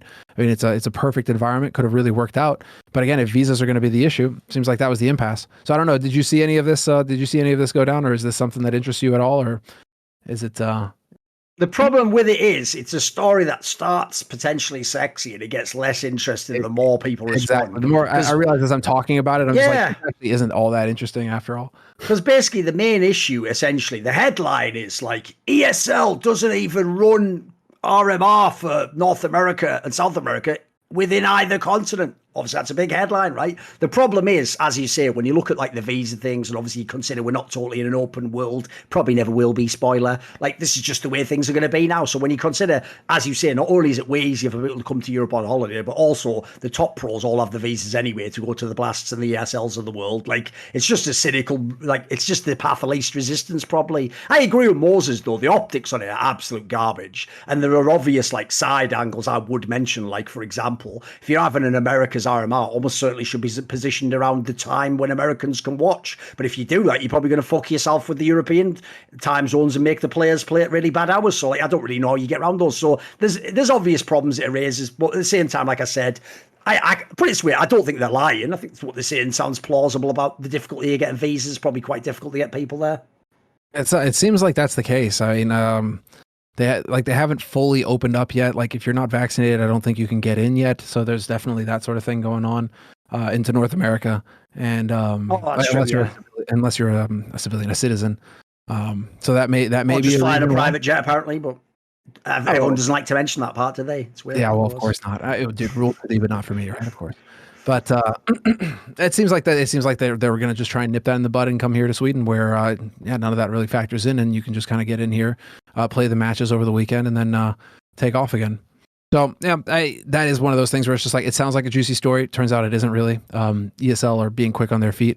I mean, the one criticism that they were really suffering is like, listen, you've had a lot of time to prepare for this, so taking into account the amount of time that it takes to get visas should be a thing, but. That can be tricky in its own self. So just felt like could be worth mentioning that. Malta, Sweden, and Australia. So that's an interesting play. How it's going to break out. Curious to see how it goes down in Australia as well. That'll be fun. All right, let's get into some of the team changes here. This is one that you added right before the show, and that I spotted in the afternoon as well. Bad News Eagles. deciding to stick together and to run their own team, basically. So like we were talking about before with the Louvre agreement teams kind of looking at others and saying like, hey, run your own team if you want to, but looks like Bad News Eagles are actually going to go down that path. And instead of going with different organizations, they're trying to stick with their own and find their own sponsors. Like, what do you think about this team? Because I do feel like they've got a real uphill struggle ahead of them, and that they need to continue to try and perform at actual events. We need to see some more results from them to start having some faith in them, because I feel like, one good event does not make a championship team. So like, what do you make of this team right now with this situation? Right, the first things first, because I think people are going to get confused by it if I don't mention this thing. Remember, the name Bad News Eagles plays off the name Bad News Bears, which is what North American pro and semi-pros would always call it when they made a mixed team, because they didn't have an actual team org or sponsor. Hence, Bad News Bears players, if you remember, played under like FPX or whatever at Flashpoint 1, if you remember. That was the team that came like 5th to 6th or something. So Bad News Eagles, as far as I know, is not an esports org. I think they just made this org because they qualified for the major org. But no, it wasn't even that. I think it was, was it even that? No, I think it's not even an org. I think it's just a loose name for a team of players, right? So that's the part I find really weird. As far as I know, the logic is they're making an org now instead of taking an offer, right? So first of all, that's already really weird, because as I just did that whole rant earlier, now's probably the worst time ever to make an org. Like, you can't get any slots. By the way, nobody's giving someone from Kosovo fucking special slots in a league. Like, you haven't got any pipeline of talent over history. All you have is this one run at a major, and spoiler, the run wasn't like top 8 and doing something. It was like just having some upsets in the tournament, knocking out some of the teams with the bad rosters. So like, it's not even like it set the world on fire like Copenhagen Flames did. Remember, Copenhagen Flames made like top 8 of the major. They were actually in position to make top 8 of the previous major in Stockholm. So I get vibes of the Copenhagen Flames story here, Samly. You remember when initially they were like, oh, we'll sell the whole team for this, and then later on there was that story that was like, oh, well, some of us could have gone, but we wanted to be like a package deal. And then there was another story that was like, oh, but we wanted like more salary. Now it's true, initially it was reported they wanted like 30k. Apparently they did just want something like, 10k, maybe they got offered like 8k. But the problem is, what you're asking is that 8k, do you currently get 2k? If you get 2k, that's 4 times more. That's the problem I have with this move, Semler, is that when they say in the wording, this very vague statement where they say, while we were reviewing the offers given to us and weighing up everything over the player break, we were close to choosing between 2 specific offers, but they were still not exactly what we wanted. What worries me there, what I feel like it's doing so much heavy lifting, is exactly what we wanted. Because here's the thing, they had offers apparently. Now, to me, an offer's better than nothing. We have a saying in English, beggars can't be choosers. You've got to take some offer, right? Instead, by gambling on yourself, like, who's going to fund this? How are you going to get to tournaments? If you don't get to tournaments immediately, how long are you going to stick around with not much salary, or with a small salary, or maybe have a small backer? Like, I think this is a terrible move, Semler. Terrible. The only people I would even recommend make their own team is an Astralis type situation where you have the world at your feet. You're one of the best teams in the world. You're going to get invited anyway to the tournaments, and you're going to be top seeded in the qualifiers anyway. I would never suggest, like, to a group of people that are nobodies that barely made a major and then did almost like a couple of upsets, but almost fuck all there. I would never recommend that team go their own. It's going to be this is going to be the hardest slog uphill you can imagine. So if they make it, God bless them. But I would imagine this is the last you will hear of Bad News Eagles.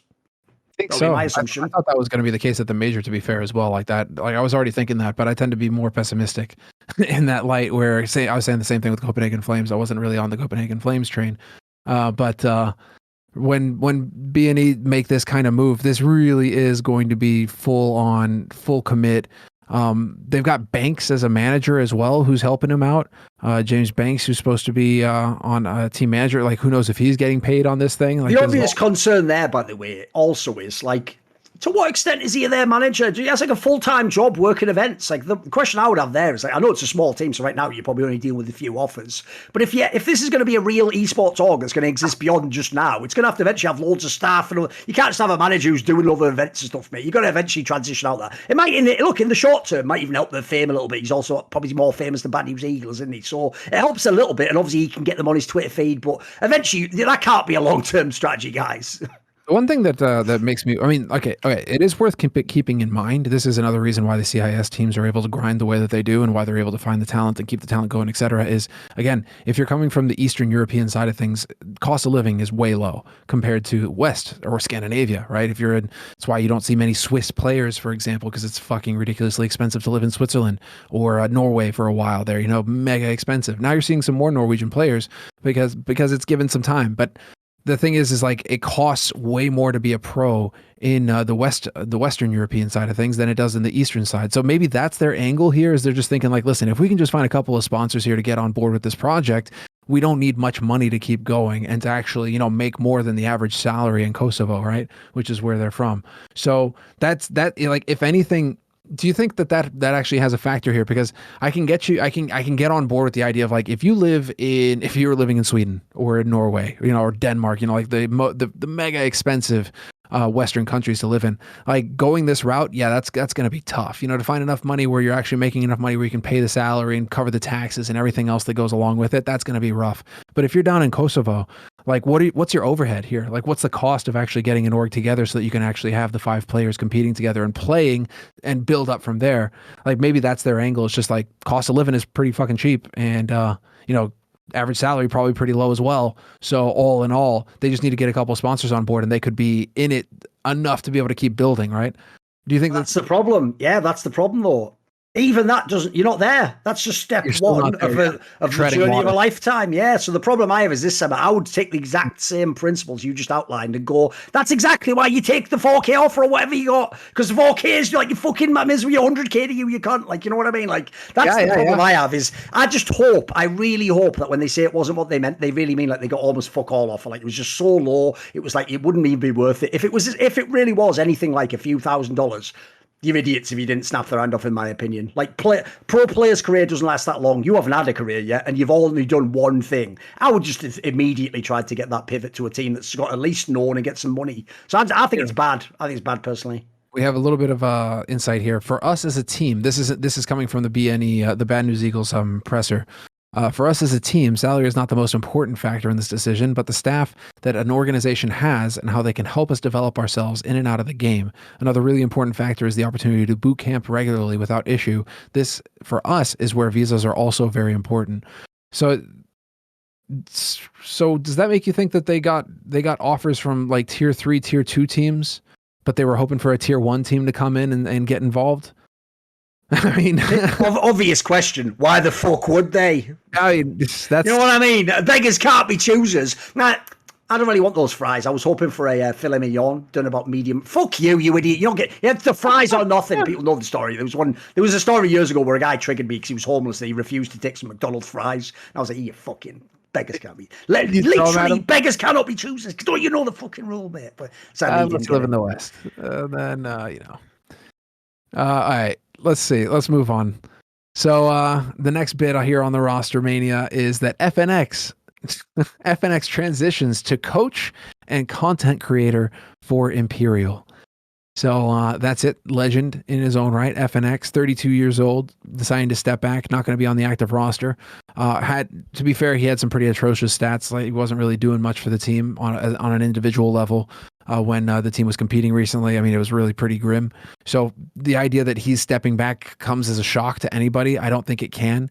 And I mean, the other side of it is really like he is that brand. Like you brought him on board, to kind of get into the whole SK brand, obviously the Luminosity SK brand thing, but also it is, you know, FNX is a brand in his own right, and he streams and he does all of his stuff. And so it seems like now you kind of you're skipping to the point where you should have got to a whole lot earlier, if not from the beginning, which was just have him on there as a content guy. Literally just have him on there as a content guy. I don't even know why you're mentioning him as a coach. Just have him on as a content guy, as a Twitch streamer or social media dude, and be done with it. That's it. Like just hope that you can sell some sponsors off of him. What's your takeaway on this one? Here's my problem with this. There's two angles. One is the FNX angle. As you said, first of all, by the way, he is one of the most legendary Brazilian Counter-Strike players ever. He was in both games, was a significant player, won majors, was even, like, he was very good at 1.6. He was like pretty good at CSGO for a couple of years, and then obviously had these motivation issues, I heard, and was a bit tricky in practice, and maybe got too caught up in the lifestyle of the clubs and the influencer and all the stuff he's done the last few years, basically. Because I always used to joke with Richard on this show, it can't be that he's like incapable of discipline and dedication, because he unironically has all those Instagram shoots where he's on like 10% body fat. Like, the guy clearly, if he wants to, can be mega dedicated to do something. The problem is, for whatever reason, I would speculate, money, fast cars, and women motivate him more than being good inside a video game he already put 15 years of his life into. So the problem is, you're right, totally. This is the job he should have been doing all along, because this actually he's good at. He is an influencer. He is a massive name. He is someone you'd want associated with this org so that fans of his follow you and still have a reason to follow your team. Him being a pro player was totally inappropriate. This guy was washed like 3-4 years ago, mate. He was already done as a player and clearly didn't want to be any good and was in those shit teams that were just failing online quality. People don't know that, Semmler. A lot of people don't know this. A lot of people think his career ended in that Immortals team right after SK. They don't know he played in like Red Canids or whatever, like those fucking like tiny little teams that just play online qualifiers, or like the RMR like round 3. But because they're in South America, they can't just beat Astralis at that point. You have to just lose to some other shitters. So he used to play. He just wasn't any good. He was a nobody. He had that team. He was like, anyway, you get the point. So the problem I have is, like, he never should have been in that team. That was a disgrace. And then my other angle, how's no one thought this angle up? No one even brings this topic up, Semmler. On all those other talk shows, they talk about CS and they say how they're all talking about the real topics. They never ever point out the whole premise of the Last Dance project is invalidated. One, it was never a Last Dance, because this lineup never played together ever in history, Semmler. FNX never played with Bolts and Fallen and Fern in the same lineup. So it's not even a Last Dance. A Last Dance is when you bring back the lineup. And then secondly, if it's a Last Dance, how long does this dance last? You've already had a major. So, okay, it's already not even the last one. Oh, I meant that second to last one. The last one starting now. No, starting now. Like, if there's none of that, you've already wasted thousands of people, hundreds of thousands of dollars of people's money on salaries. Then, also, now you come to this premise, right? FNX clearly has to be part of the Last Dance, because he was in the lineup that they were making the Last Dance of. So you lost another player from the Last Dance. And then I'll just add this final detail in. How can there be a roster move in the Last Dance? Hey, guys, what if we all got it together and just did one last run? Except you. Like, that, it doesn't work, does it? Or like, oh, hey, guys, playing with you was an honor and a privilege, gentlemen. All I want is one more year so we can just do this right and leave on a high halfway through the year. Get the fuck out. Like, what's the point then? What is this? It's not a Last Dance. It's one last fucking twerk from Fallen as he just tricks some fucking rich guy in South America. Oh yeah, shake that ass, bitch. You were the greatest IGL, homie. Oh yeah, that's right. Second in 2016, 2010 in 2016. Oh yeah, and then he just picks up all those fucking dirty FNX. He might not be in the team, but he's still an influencer. La la la. You could have seen something there. Don't screenshot that and look what that was. Editor, get that out. It's all good. I don't care. People know what I do. Don't worry about it. I don't want to. Like, I'm just covering my... Don't look. It was a dapper moment. That's all I'm going to say. It was a dapper moment. I'm done. It was a dapper moment. It's just, like, it's something that I've mentioned a lot in the past, is that you can either you build a team around winning trophies, or you build a team around content. You've had teams in the past that have done very well on the content side of things. Cloud9, when they had Shroud and Nothing and Scala and all those guys, those streaming guys, did just fine in terms of content, sponsorship, everything, right? Were they winning anything? Not really. That's the thing. You either go all in and you become an Astralis and win all the tournaments, and that's how you make your Skrilla, or you go on the content side of things. You build a YouTube channel, you build a Twitch, you build social media platform. That's where FNX, Fallen, that's where the value is for those guys. So, I mean, clearly Imperial has money, though, because they haven't wasted any time picking up a replacement for FNX. Do you want to know what I heard? Okay. Oh, this is the best part of the whole segment. Can I read the title first? No. This is about this story. Okay. Are you ready? Hit it. Oh, it's brilliant. You might have seen, I made a tweet publicly during the major where I was like, I didn't say maybe I was wrong, but I was like, maybe it actually can be worth the money of doing the Last Dance. Like, if it's worth that much sticker money, because remember, there was that story about the 2020 sticker money for Rio and how it was millions of dollars, and NIP owed like Nork that payment. So I was thinking, hey, if you can get like $3 million or something, maybe it is worth doing it. That turns out that was just because that was a mega major and everyone knew it was to subsidise the teams and they set it up that way even. That's not the amount of money you get for the normal stickers. And in fact, I was told the Imperial team doesn't have the kind of money they need to pay the salaries fallen them one. And that essentially I was basically told they might even be in like dodgy scenario, but like who even knows if they make it through the year with the current sponsor situation. Because again, people don't know this, Semler. These guys aren't making small salaries. This is why it's so sick that I'm not supposed to be allowed to criticise them, Semler. This is like if a super washed up old football star came back and you knew he was making the money Ronaldo makes, but he's terrible and never scores a goal. You'd criticise him 1,000 times harder because he makes Ronaldo money. That's what Fallen was, mate. Fallen is someone who was at a major shitting the bed against nobodies, and he's getting paid like what? Like, put it this way, he's getting paid more than like some of the best players in the world. That's egregious as fuck if you know it. Now, I know fans don't know, but maybe listen, I'm giving you some fucking insights called the universe throwing you a bone. Oh, okay. So then hold on. If they were already struggling, like where are they coming up with the money then to foot a 200,000 buyout for a player like Chelo from MIBR already? I just want to say, Tommy, killing it. Oh, kill it every time, killing him. What I What love is they all talk shit about him publicly, and then he wrecks them every time in business, every single time. Like I've said this in the past, the way he absolutely worked Cold Zera, it was like one of those fucking scenes from like Casino where they have that guy's head in a vice. It's fucking amazing, mate. He just wrecked this cunt completely, and at the end of it, the joke is, as usual, he even had to just take it. It was hilarious. It was fucking hilarious. Oh. Well, Imperial they've spent $200,000 apparently to get Chelo off of MIBR and to bring him onto Imperial going into the Melbourne. Think how embarrassing that is, Semler. $200,000 for Chelo. Right, remember, Chelo isn't some unknown quantity. We've all seen him play. He used to be in the Luminosity team, and he was an MIBR, and like, he's always been in like essentially the tier 2 teams of Brazilian CS. He was never some top player. He was never some amazing prospect who had to make the top. I don't even think they signed him because he's amazing. I think they signed him because no one else can join. You're not going to get Furia players, and quite frankly, FNX was terrible. As you said, he had some of the worst stats ever if you go to his page. FNX's fucking event page looks like Moses needs to come in there and go.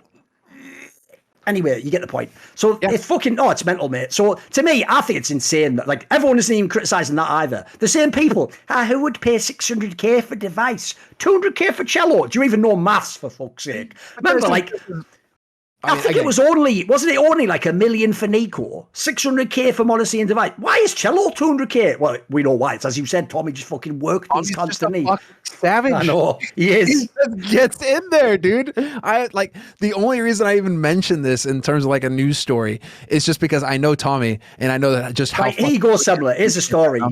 Semler, Tommy is that Lurpis, by the way, if people don't know. Tommy is Lurpis. Lurpis is that fucking kid where when I was like 8 years old, I first decided to do what you all do when you get old enough as a kid. I wanted to get those stickers, didn't I, Semler? You know, the Panini stickers of football, the Premier League. And obviously the whole aim is you buy a couple of booster packs, but then you need to trade them, don't you? Because you've got like extras and and it's a whole economy. Tommy's that kid that I met when I was like 8, where they were all fucking rinsing me, of course, because I didn't know anything about economics. I didn't know anything about trust and fucking human social nature. So they were all tricking me, going like, oh, you don't want this one. This isn't even that good. He's not even that good a player. You want this one. He's a defender for Man United. It's like the cheapest, worst Man United defender. And they're just like traded off like some winger for like some top team. And then the fucking, then later I go to the next person. Hey, you want to trade? They're like, you haven't got anything here I'd want. Like, what the fuck? I just traded all that from that guy. Like, yeah, exactly. That's fucking, I'm the Brazilians in this scenario. And the other guy was Lurpis, wasn't it? I know.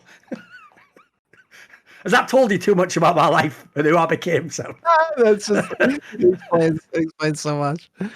What a fucking boom, dude. I mean, that is the legit situation where you're dealing with Tommy. He's just so good at this sort of thing. He just knows how to play the game and how to get the money out of it. And so good on him, man. Good on him. Fuck it. Like that's what you got to do at that point. If Imperial or if Imperial have got the cash to put forward, you know, I'm glad that Tommy's able to make that kind of play. And well, the Imperial team, I just put so little stock in it in terms of performance. Like Fallen and all those guys, great. They'll stream, they'll create content. I mean, Fallen will have all of his fingers in all the pies, but them getting anywhere near hoisting a trophy again, I mean, you got to be on the good to believe that.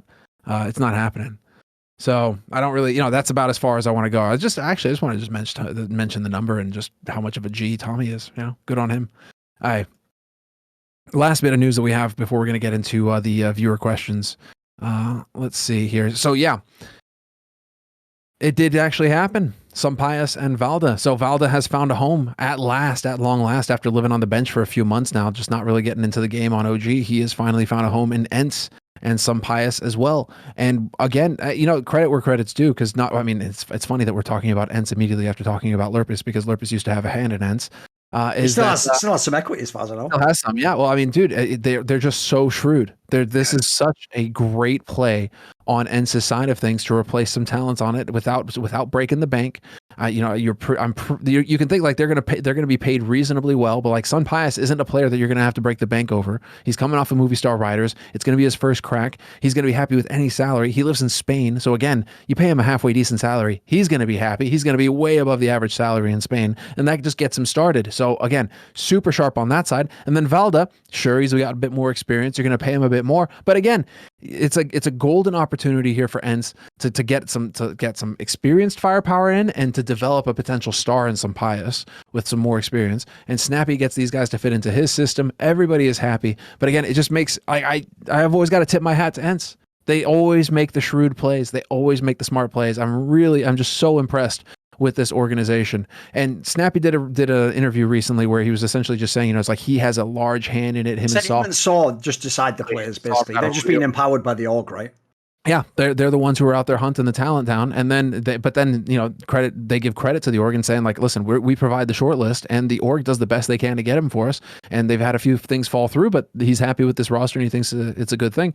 I mean, I look at this and I'm like, yeah, this is solid. This is a roster that with a little bit of tweaking and some more experience for SunPayus could do some damage, could be really positive.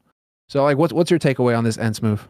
Yeah, first of all, like, let's address the topic you said there. That's the biggest story of it all, is that the reason why this team has been made so well and then has been improved in the way it's been improved, like they brought in the Madden guy, and now they've made the right move to replace Hades with a better AWPer, and also they've managed to bring in a good star potential like support rifler to make up for some of the things that the reason they've done all these moves is because, as you say, they empowered the coach and the IGL. So that means the coach and IGL were able to get what they want. You didn't just go, right, I can get you this player here, make it work.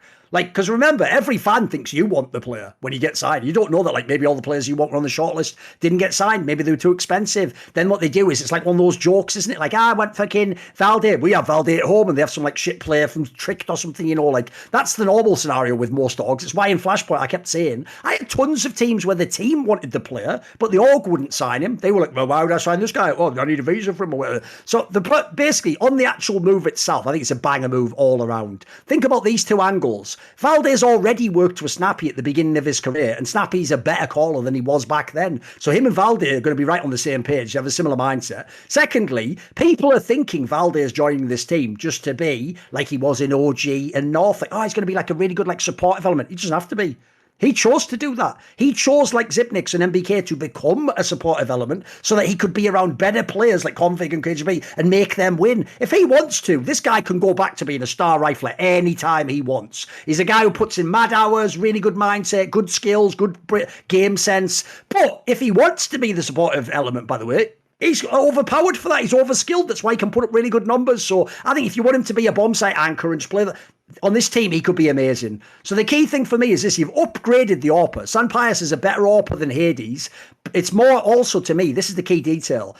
If you're asking like raw ability, they're probably similar level. The reason I consider SunPayus a better one, though, and the reason I think Snappy's going to love him, is because he's, like I said, he is like a device AWPer. He's the one who just takes the spot and hits all the normal shots. He doesn't. Hades was the ultimate. He was like the flick AWPer. He was the guy constantly peeking the angle and taking all crazy shots. The problem with that is unless you hit all the shots, you just lose the game, mate. Like eventually that doesn't work. It's not a great strategy. If you have a player like Device or SunPayus, then coach and IGL's dream. They go where you want them to. They stand where you want. They take the corner, the shot they want. You even know based on whether they shoot and kill the guy, if there's a guy there, if they're locked, if you have to come, like, you know everything because they just do exactly what you want. So I think this is going to be amazing for Snappy, because obviously the problem is you couldn't replace Spinks. Spinks was way too good. That's why he was always going to be leaving this team. But I tell you what, you've re-upped with a really solid other rifle, and now you've got a slight upgrade at AWP. This can work. Remember, they had second at Dallas without fucking Spinks at all when they had the snacks standing, and obviously they were apparently trying to get snacks as well, but that just didn't happen. So I think all in all, this is amazing, zigzagging, moving in the right timing. And finally, for SunPayus, that's the one other angle I'd mention here.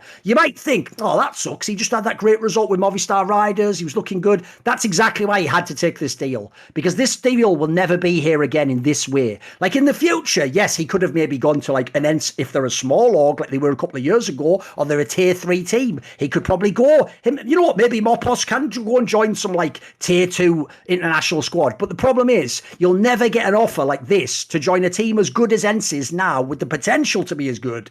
Like they can be a top 5 team in the world if he joins and does well. So if you're SunPayus, you had to. I think everyone all around's killed it on this deal. Like you had no choice in the Spinks one, but once you've set that in place, you've done a great set of decisions all across the board. I think this will be a good team. I think so too. I think this is going to be a really solid mid-pack team that could spike up given enough time and experience. If they can gel together, I think you're bang on the money in terms of what SunPayus brings to the table. I think Valde's reliable, Madden and Diha solid, and Snappy's clearly got improved as an IGL and as a game plan. I mean, by the way, I actually have the first part of a Valde Reflections on my YouTube channel. That's right. You beat me to it. But yeah, that just came out as well, and definitely worth a listen. So Valde's over there on Thorn's YouTube channel. There's even a part, by the way, which is going to shock people, because I myself was shocked he said this.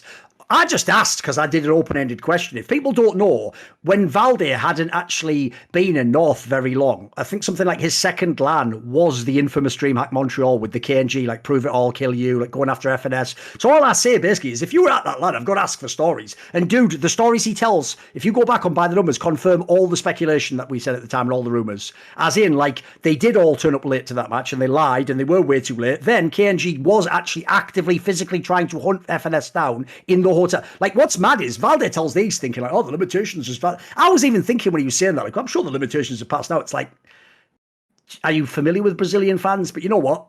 Let it be on your head, bro. It's not me saying that shit. So listen, it's brave that he came out with that, because it was cool that he sort of corroborated the stories. But I certainly hope nothing happens to Valde. Yeah. They still give a fuck a lot of the time. You know, they're just like, let it go. But that's really interesting that he actually corroborates on all of that and gives it's nice to have that window into behind the scenes to get a little bit of that information. It eventually comes out, the truth, comes through. So that's sick. Really happy to hear. Definitely go and check that out, guys. Well worth it.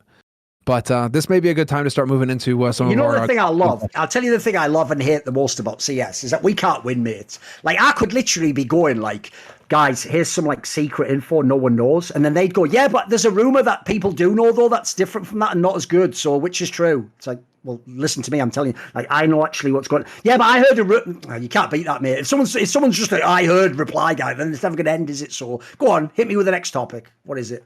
Well, I think we're going to get into GROGcoin questions, because that's it. Let me show. Producer, give me a quick toilet break then, because I need to properly buckle in for the GROGcoin questions and properly answer them. So can we get a break for a minute? Yeah, let's take a quick 2-minute break, guys. We'll be right back, and we'll get into some of the questions. Now, as a little break from all the banter, I'm of course going to come and tell you again about esports bet, right? Now, if you want to actually have a recommendation for a bet, I actually think it's a pretty good one. I was looking here, and obviously Pro League starts in just over a week. Just less, actually, especially by the time this video comes out. And I thought a matchup in Group A that was very interesting, because the team I think you want to look for as an underdog is Spirit. Now, look, 4.599 against Na'Vi. That's pretty interesting. But the problem is, when Na'Vi actually put Simple back in, they'll probably still win anyway. It's still probably too crazy to bet that. So instead, what I'm going for is this one. Going for Spirit as a 2.279 underdog against Nip, who is 1.596. Remember, it's his LAN best of 3 in a studio. I actually think the Team Spirit squad maybe even has slightly more firepower. Like, I think they had some solid upset potential recently. I think this is a team, if you're NIP, you're looking at some of the bigger names in the group, all in all, like the Vitalities and the Na'Vis. I actually think the odds are pretty good here for the underdog. So I'm going to go ahead and I'm going to put a nice little cheeky one on. I'll put a little cheeky, what should we say, 500 USDT. Yeah, we'll say Spirit wins, they take down NIP, or of course I often pick NIP, but I like to get them as an underdog too. Now back to the bants. Hi everybody, welcome back from that short break. Thank you for being so patient. And now we're gonna go ahead and hop into some GROGcoin questions. And Duncan, how do you go about asking these GROGcoin questions? So you go to the Discord, which is like discord.gg/insight and esports. There's a GROGcoin channel. There's a pinned tweet and it tells you how to buy the coin. If you have 25 coins, you can ask a question. Ask questions that are interesting, obviously. Otherwise, you might get roasted or kicked out. We'll see. Yeah, doesn't matter if you're a longtime supporter either. Equal roasting opportunity for everybody. Yep, So absolutely. It's an equal opportunity environment. Yeah, people don't know. Look, we won't go into detail, but one of the guys I absolutely roasted the shit off last episode was like a top Patreon man as well. But whatever. You are right. Anyone can get it somewhere. It's just the way it works. And plus, if you're a fan of man, how could you be against that? It's what you're a fan of, surely. That's the thing. It's actually like a point of honor at that point. You know? You're just going to be happy. Like, that's the actual. It'd be like Bill Burr going off on a heckler in the crowd. Like, you want that? Surely you're a fan of Bill Burr, aren't you? Yes, there you go. All right, so let's get into it. Oh, well, look at that. He even has the Winnie the Pooh. Xi Jinping, a big fan of the show, is asking, hypothetical, new CS releases late this year. A full calendar year is played. Simple is the 17th best player in the world. Is this good or bad for the new game? Okay. So if Simple is not at the top of the pack, if there's a new version of the game that comes out and Simple somehow fails to be a star player in it, is that a good or a bad thing for the game? What makes this tricky is I can't tell if he thinks just like mentioning Simple being bad is going to be funny and I'm going to like roast him or something, or if the implication is like, does it imply the game isn't good if Simple isn't good at it? Because the problem is the latter, almost certainly not the case. Like the problem, I've mentioned this in the past, the problem, like I think I've talked about in the last episode when we talked about the Source and CSGO 2 stuff. One of the problems when you change games as an entire, not just like an update, an entirely new version of Counter-Strike, is there's no rhyme or reason as to who's really good and who isn't. Like, I don't know if people get this. It doesn't make any sense that Neo was like so average at CSGO. He was fucking unbelievable in 1.6. He was one of the most skilled players as well. It doesn't make any sense, but it's just the case. And I know, by the way, he put a bazillion out. He might have put more hours into CSGO than he did 1.6, guys. He just never was able to get to the top. Meanwhile, there's people, I'll go the other way. In 1.6, Hiko was just like an all right player. He was like the best NA player for like the first 2 years, like, and far and away, by the way. Like, I even used to joke with him. Like, I used to literally, because I was friends with him, I used to literally say to him, if 1.6 just continued, like, I probably never even met you and talked to you. Like, I wouldn't even know you. You'd just be some guy on some Cal invite team. I said, like, but CSGO came out, now all of a sudden you're a superstar. Like, it's just the way the game works. So the problem is, you can never guarantee that anyone will be good in the other game, even if it's simple, because, like, you're thinking to yourself, but look how insane his skills are. There's a lot of people we thought, oh, well, Markov.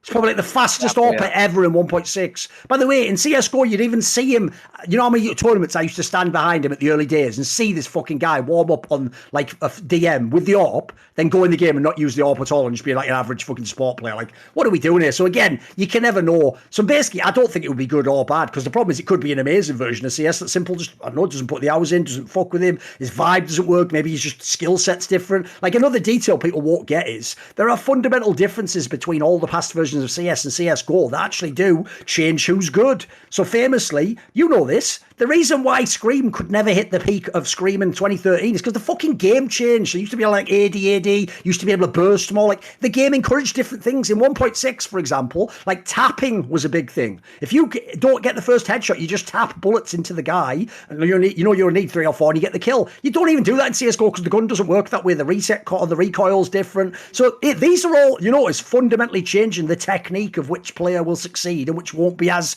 powerful in the next game. So, and also throw in Valorant. Like, look, some of the players in CSGO got really good at Valorant. Some of them that are really good at just average as fuck. Some of them that were bad in CSGO are good in Valorant. Some of them that were good in CSGO are bad in Valorant. Like, again, there's really no rhyme or reason. People just like to pretend there is when, for example, Forest goes from 1.6 to CSGO. They go, see, that proves that you can be that. It's like, I think you just got lucky. I'm sorry, I do. I think it was like, it's like the whole premise. Here's the premise similar. Most people who talk about evolution don't even understand the basic premise of what they're talking about, because they always talk about it like it is a god. Like, what evolution was doing here was, no. Evolution, by your logic, is a cheese grater. You just grate across the cheese that goes through the hole, that's the one that survives in your natural selection. The cheese that pushes against the part that isn't a hole doesn't get to go through now. That's it. There's no logic, there's no intelligence. Remember, that's the premise. So similarly, in this case, I think what happened was Forrest just got through the hole and Neo was at the part that's the metal part. That's the way it goes. So would Simple make it through? Now, obviously, he has absurd, like, raw gifts, so we'd hope he would. We'd hope he'd be on the Forest side, but you can never know. Maybe something about the game just wouldn't fuck with him. He wouldn't be that good. Yeah, what do you think? From a brand perspective as well, I think it wouldn't be the end of the world in the sense that, yes, he's probably got the biggest brand right now, but it wasn't the end of the world for, like, if we want to just compare brands, it's like Shroud was a gigantic brand when it came to CSGO streaming. He went to a different game. It wasn't the end of CSGO esports. CSGO esports did just fine and got bigger after Shroud left. So the idea that somehow the success of CSGO esports hinges on Simple and his brand, I don't think either. You may see like a marginal dip, but I really don't see how like it would be the end of the game or anything like that. So is this good or bad for the new game? I think it's fine if Simple isn't even, he's the 17th best player in the world. I think that would be fine for the new game because it means, just as Duncan's been highlighting this entire time, there's going to be somebody else who the game speaks to and will be dominant and will be able to go through and perhaps build that brand as well. So in this hypothetical world, I don't think it's the end of the world if Simple is the 17th best player in the world. Also, 17's still pretty good. Yeah, exactly. He said that like it's like 1000th. Yeah, no, like 17's pretty good. All right, architect of Korean esports-based Joe. Is there a direct correlation between toxicity and performance? A Korean PC bang is among the most toxic places on Earth, with Chernobyl and Fukushima not far behind, okay? Yet Korean esports always gets 200% out of its player base, no matter the size. NA, on the other hand, often gets head starts on all esports games, an amazing infrastructure, and more money than God, but its player base are a bunch of pussies. Basically, Samler, I'll rephrase the question. The question essentially is, do you agree with the central premise of the movie Whiplash? That's what he's asking. What he's essentially asking is, does being a dick make you better at the game? Is being a dick part of being good at the game, improving at the game, competing, battling? Now, here's what's interesting. I actually think what made that like, because that's basically what that movie explores. If people don't know, it's about the concept of, can like a really harsh teacher who's super critical, will that actually make you rise to a high level, which is essentially what happens in the movie, right?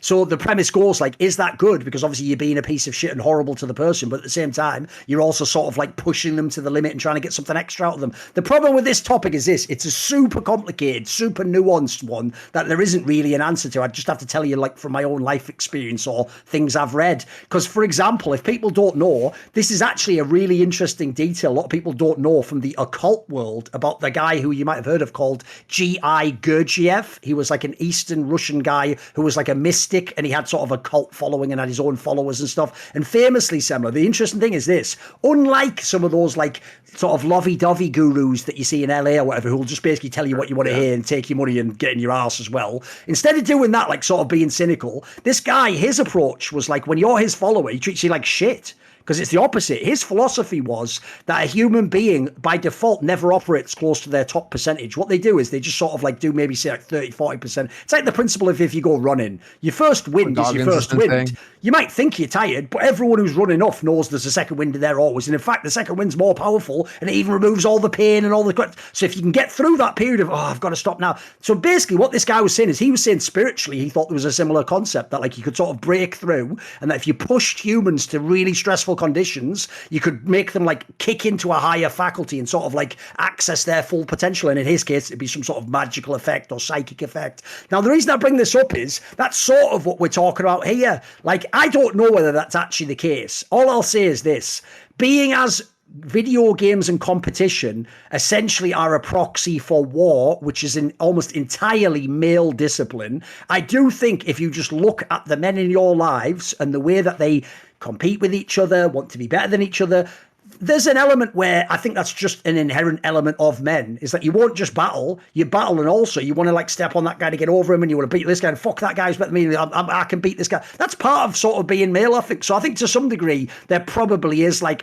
a weak correlation or a medium correlation between being like a dick and being good at the game. I don't think it has to be like you have to do it. I also do think though that you'd have to have, I think it'd be way more unlikely that you'd be the nicest guy ever and be really good and compete. You could maybe do it.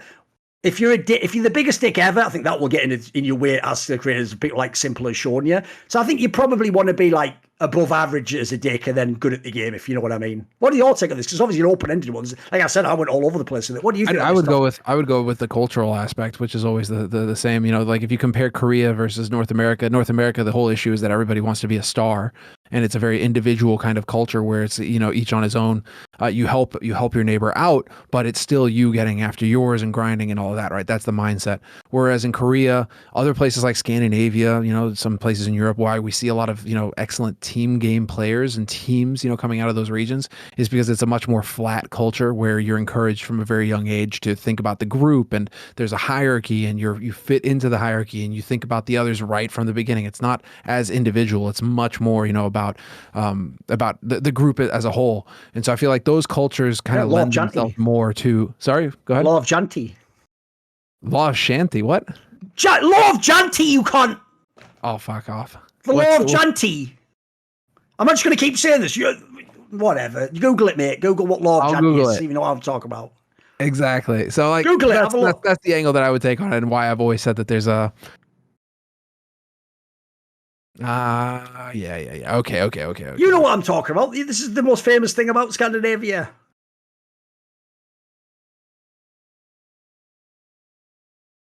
Basically, it characterizes as unworthy and inappropriate any behavior that is not conforming, does things out of the ordinary, or is personally ambitious, which is exactly it. Yeah, that is exactly Scandinavia in a nutshell. The Danes. It's what you're talking about. It's the idea of like, it's not just about you being the star, right? It's like, we all made you, or you need our help, you need the group, right? It's all about the group success. Yeah. Sorry, I was in the same situation there, Tywin, where it was just the accent that was getting me. I was like, Shanty? What is he saying? So if you don't get it, I'm like, okay, what's he saying? All right, Law of Janty is what he said. All right, so yeah, I would just put it that way. Exactly. The Law of Janty plays a role in Scandinavia. France has also had similar influences. But you see the French teams, they're kind of in this weird space where there's also a lot of individuality on the French teams, which is why they're shanking each other in the back. So it's always like, you know, the Three Musketeers up until a point, and then the individualism takes over and they start shanking each other. So you have some cultures that are just chaotic naturally because of that. But I think that's why you see a lot of like the crazy league teams coming out of Korea and the crazy CS teams at the beginning, you know, coming out of Scandinavia, is just because the cultures lent themselves to higher performance there. Also, I'll give you another angle. Here's the part people don't think about. It's also about this angle, isn't it?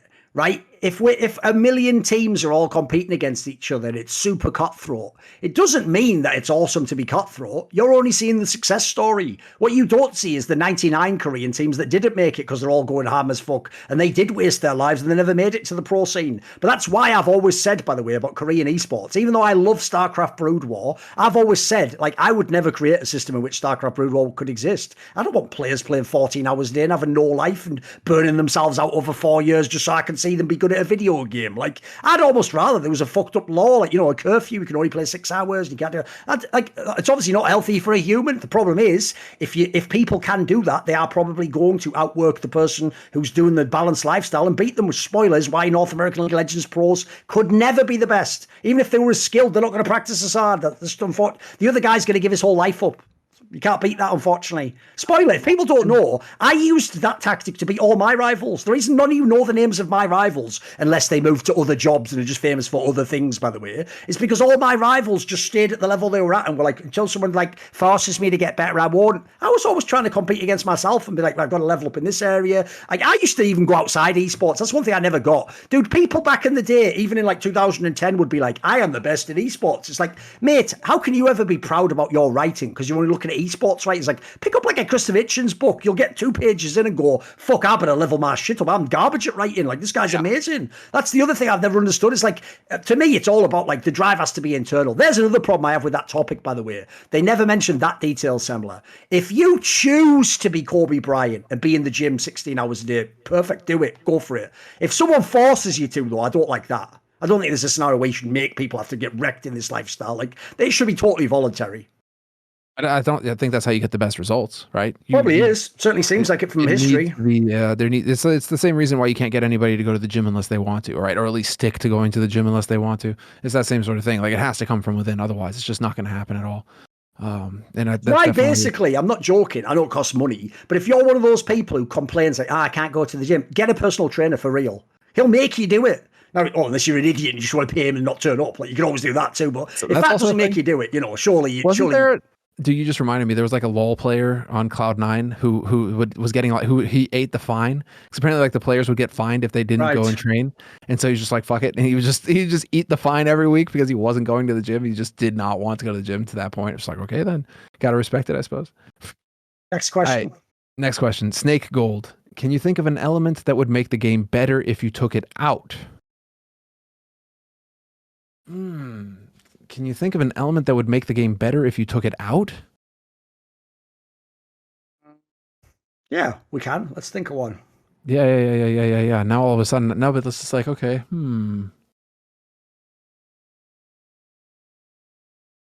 well, here's the problem. I can think of one immediately, but it's too controversial. You can't handle it. You're all gonna flip when I say it. You're not even gonna think about it. You're just gonna react. Here's one angle, and I'm not even joking. The AWP. Yeah. If CS, I'm not joking, was a 5-rifle game, it would be a way more tactical game, I'm telling you right now. It would actually be a very interesting game, because that's the thing as well. The AWP is also, I mean, people have made this point in the last few years, is obviously correct. The problem with the AWP isn't, like, as a weapon, it's fine, but if you're the best player and you're an AWP, it's too OP then, it really is. Like, it dominates the game. So I think teams and coaches and IGLs would have to be way better if they had to run 5 rifles. And I like tactical. I'm on a similar vein. The one that I was thinking of is removing the ability of pistols to one-shot headshot. Period. That's not a bad one too. Yeah, that would make the economy take way that more random important. element out completely and just be like, fuck you. You know, it's an eco, it's an eco. Like if you come up with something clever where you guys get this cool stack or something, or you just get a good timing and you swarm them, like, okay, cool, fine. But it should be rare. It should be few and far between that you win around with pistols. Yes. It's still way too random today. Like it's still way too high, I think. And it just adds to a level of randomness that makes it difficult to get excited or build narratives in the game sometimes, because sometimes it's just frustrating. You watch around, you're just like, dude, they shouldn't fucking win this round. It's just some dumb fucking deagle headshot that just turned it around. Totally ruins everything, but there you go. So yeah, that's probably what I would do. All right, Blaz, if you had to work as the stage host for the Rio Major, what would be your survival strategy? What would be, well, now in Brazil, my survival strategy would be I would always at all times be in a car. Because then, if anything goes down, I can just claim that you were trying to rob me, and I am no longer liable in the law if I were to run you over with that car. I could just say you were trying to rob me, and your scooter, that was your scooter, and you tried to rob me, and so I just ran you over with my car, and I'd be fine. So I would literally host the event from a car. It's going to be hard to be in a car on stage. No, I'm going to drive it up onto the stage. And, that would be the survival strategy in Brazil. What would be your survival strategy? I mean, obviously, what I would do is, you remember the movie Mission Impossible 2? I would use the gimmick of that movie, and I would get a lifelike mask of Fallen, because when I have that mask on, I can now cheat on camera. I can literally, like, rip off a bunch of people in business. I can lie about people, provably, and I can just be a scumfuck. So just do whatever I want at that point, can't I? Joke's on them. Big, that is obviously, like, the what is it, the... Checkmate. Yeah, checkmate. Yeah, there you go. Tom Cruise play, like Mission Impossible. Yeah, totally. Yes. All right, let's see. Zumba. Who would be the best at these jobs? Flusha as an accountant, Shara as a tour guide, or Simple as a therapist? Who would be the best? Who would be the best, though? I would still go with Simple as a therapist. I think I would probably just go with that. Just because Flusha is well, then again, at the same time, fool me once. Flusha got caught once, so I don't think he'd be making any more mistakes on the accountant side of things. He'd have learned his lesson, so maybe he would be the best now. Yeah, but that's the problem. If I weigh it all up, it's got to be Shara, because technically the Shara one he didn't actually think of that well. It wasn't that funny an angle. Like, he could just be a tourist guy, couldn't he? Like, that could obviously work. It's an easy job. Whereas the problem is, Flusha did try apparently to scam his taxes. So if he's dumb enough to do that as a world famous Counter-Strike player, actually, I don't know if he is going to give you great tax advice. And you know what? Here's the problem, Semler. Yeah, obviously he'd be great at finding loopholes, wouldn't he? But the issue is, sometimes they retroactively change those. I don't know if people know this about tax, and then just go back and fuck everyone up the arse who did, like, the legit thing at the time. Like, because the spoiler, the tax system, like every other system, isn't made so you, the little guy, can win. It's the big guy. Like, put it this way, a certain Speaker of the House's husband will be inside trade until the end of time, mate, making millions. You fucking don't, like, pay one parking ticket. You'll be in prison, mate. They'll come with a shotgun and blow your kid's head off if he answers the door. So we don't live in the same world as all these people. So there we go. I don't think for the tax one, and logically, Simple would be the worst therapist of all time. Imagine this. Yeah, Doc, I'm having really dark thoughts. I don't know what I'm going to do for the night. Ha! Same as me. I don't know what I'm going to do this summer. I'm crazy. You're crazy. LOL. Doc, can I just go to the toilet a minute? Oh, yeah. What do you mean take my shoelaces out? Give me a fucking break. Yeah, there you go. I can't just. It's like, have you noticed? I'm actually. People don't know this. It's actually so sad. This is a real tide tangent. I'm going to take you on for a second, Semmler. Do you want to know something I actually find genuinely, like, mildly depressing? I haven't said anything that could actually be considered, like, wrong for about 7 years, Semmler. It's mental at this point in time. But the dramas are worse than ever. Because now it's become that even when I haven't said something, they just try to get me on false pretenses. It's like everyone's a corrupt cop in the esports industry, just planted evidence to catch me. Because think about that joke I just did there, Semmler. That was a very edgy joke, except my execution was perfect. Because I went up to the line, I didn't go over it. You can't catch me on anything there. Yeah, I even made it a vague allusion at the end as to what I meant about the shoelaces, right? But that's what fucking sucks about this industry is now it's just, it used to be if you did something, they might get mad at that. Now if they just don't like you don't even have to have done anything, just make it up. That's how it is, isn't it? You should know this, mate. Well, that is the strategy is put you on the defensive, and then there you go. They control the momentum, and you have to defend yourself. Yeah, fuck that. Nightmare fuel. All right. Okay, this is a double. It's a weird one. BZ and Kozia. Who are some of the smartest players outside of the game? And coincidentally, at the same time, who are some of the dumbest players outside of the game? Okay, that's an interesting one. Let's do smartest first. Like, I mean, one of the first ones that quite obviously comes to mind for me is Elige. Seems like a very smart guy. I even think, by the way, this will sound like a weird side tangent, but I'll take it. I actually think the fact that he is so smart is his problem. Like, the reason why he has been in his own way a little bit diva-ish in his teams is, but remember, this guy used to be a StarCraft player. Like, he wants things exactly how they want, and he wants to rely on himself and do, like, all the practice he's done. If you have a teammate who's got a bad attitude, or they don't practice as much, or they're not as good in the game, yeah, something like that's going to be a bit divish. Like, when you're really smart as well, you're also constantly thinking about ways to win and improve. So if you have teammates who don't, by the way, you're going to get pissed off with them. If you just have some bonehead teammate who's like, I just played a game of frag, bruh, yeah, you're going to get annoyed with that guy eventually. Like, that's going to cause problems. Being so smart can be a curse at times. I've often thought, and I'm not joking, I've said it on Buy the Numbers in the past, I knew some really stupid 1.6 pros similar who were fucking amazing at 1.6. Like, in the game, you wouldn't even know they were stupid, by the way. In the game, they were winning clutches and looking like they had game sense. But outside of the game, they were dumb as fuck. And I genuinely believe, Semler, that it helped them to be so stupid.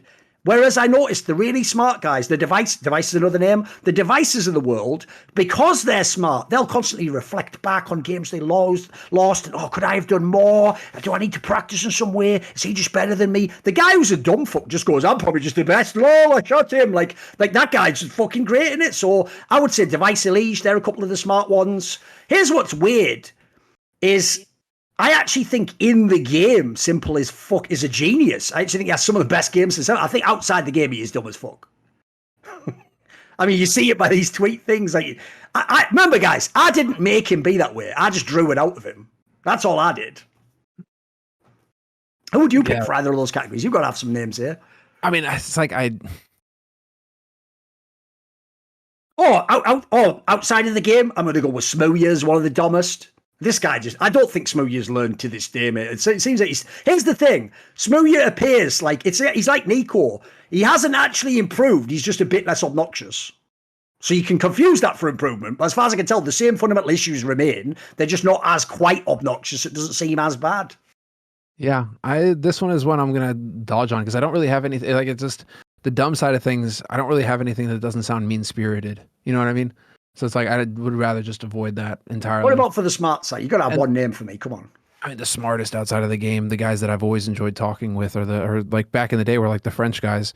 NBK always had interesting takes on everything. It was fun to talk with him. Existence, when I did get to interact with him, was always just mega fun to talk to because he just. I'll put Carrigan in there. Working.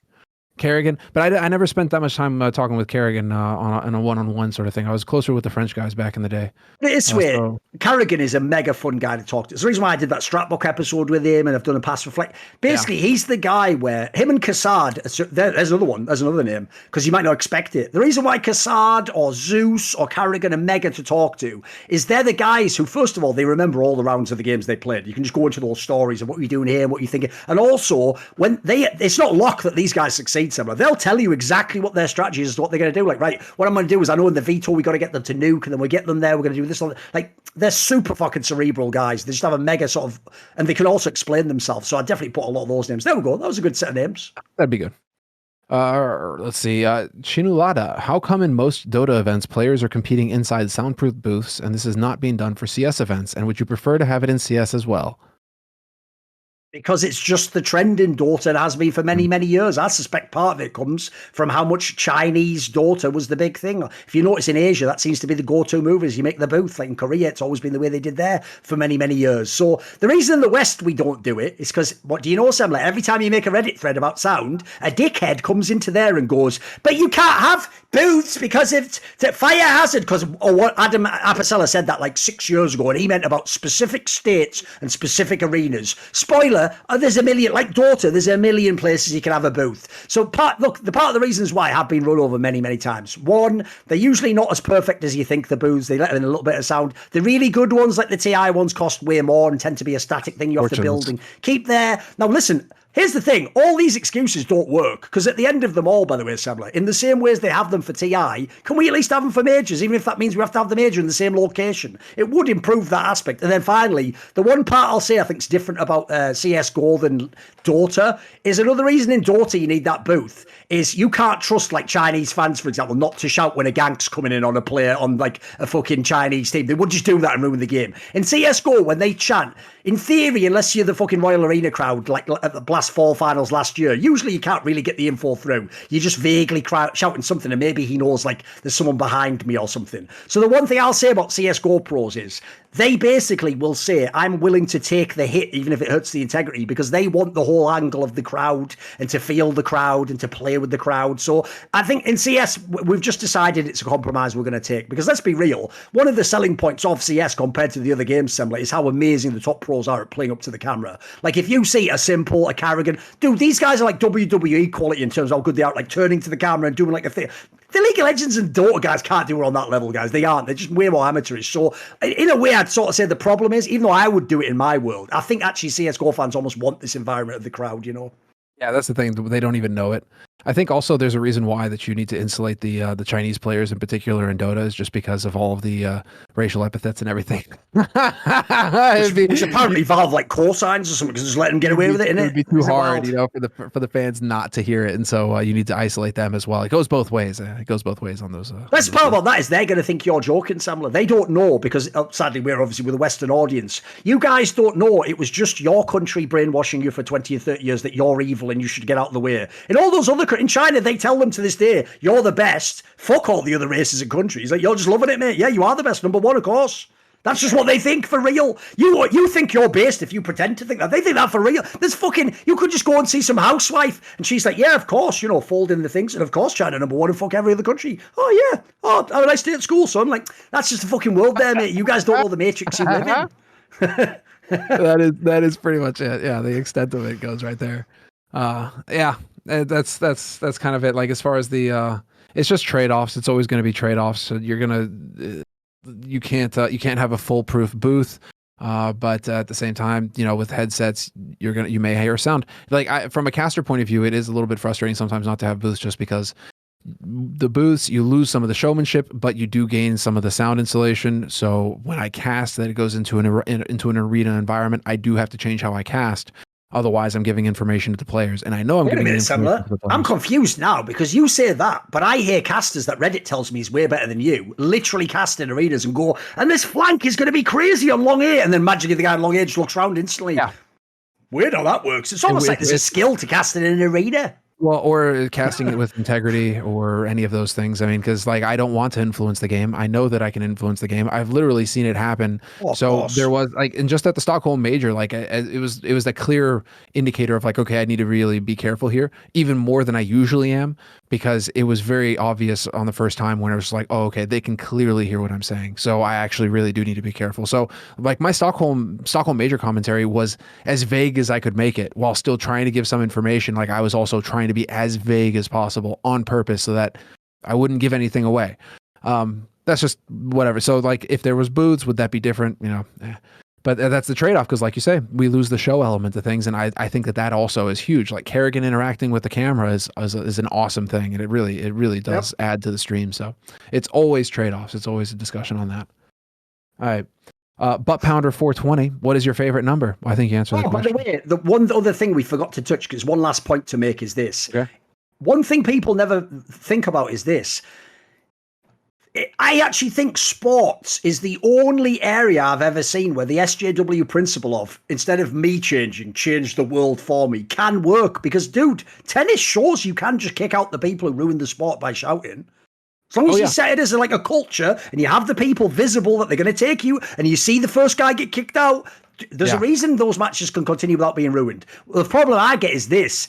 I get the vibe, if you look at the way they're doing it now in CSGO, they're trying to get a football crowd. All those ultras, that type of person isn't going to sit down and be quiet. They're not going to politely watch and go, well, world champion, I'm going to be quiet. That person's going to do the opposite. So yeah, the problem is in the world they've created, we have to go with more culture, of the insulation angle. Yeah.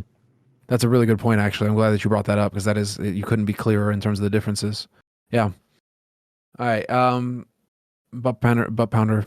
It's the obvious meme. Hinoda.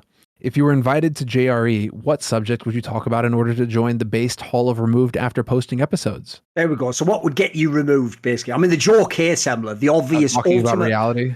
The obvious ultimate punchline joke would be you would just tell Joe Rogan the reality of female esports, which would be the most verboten thing you could ever do, apparently.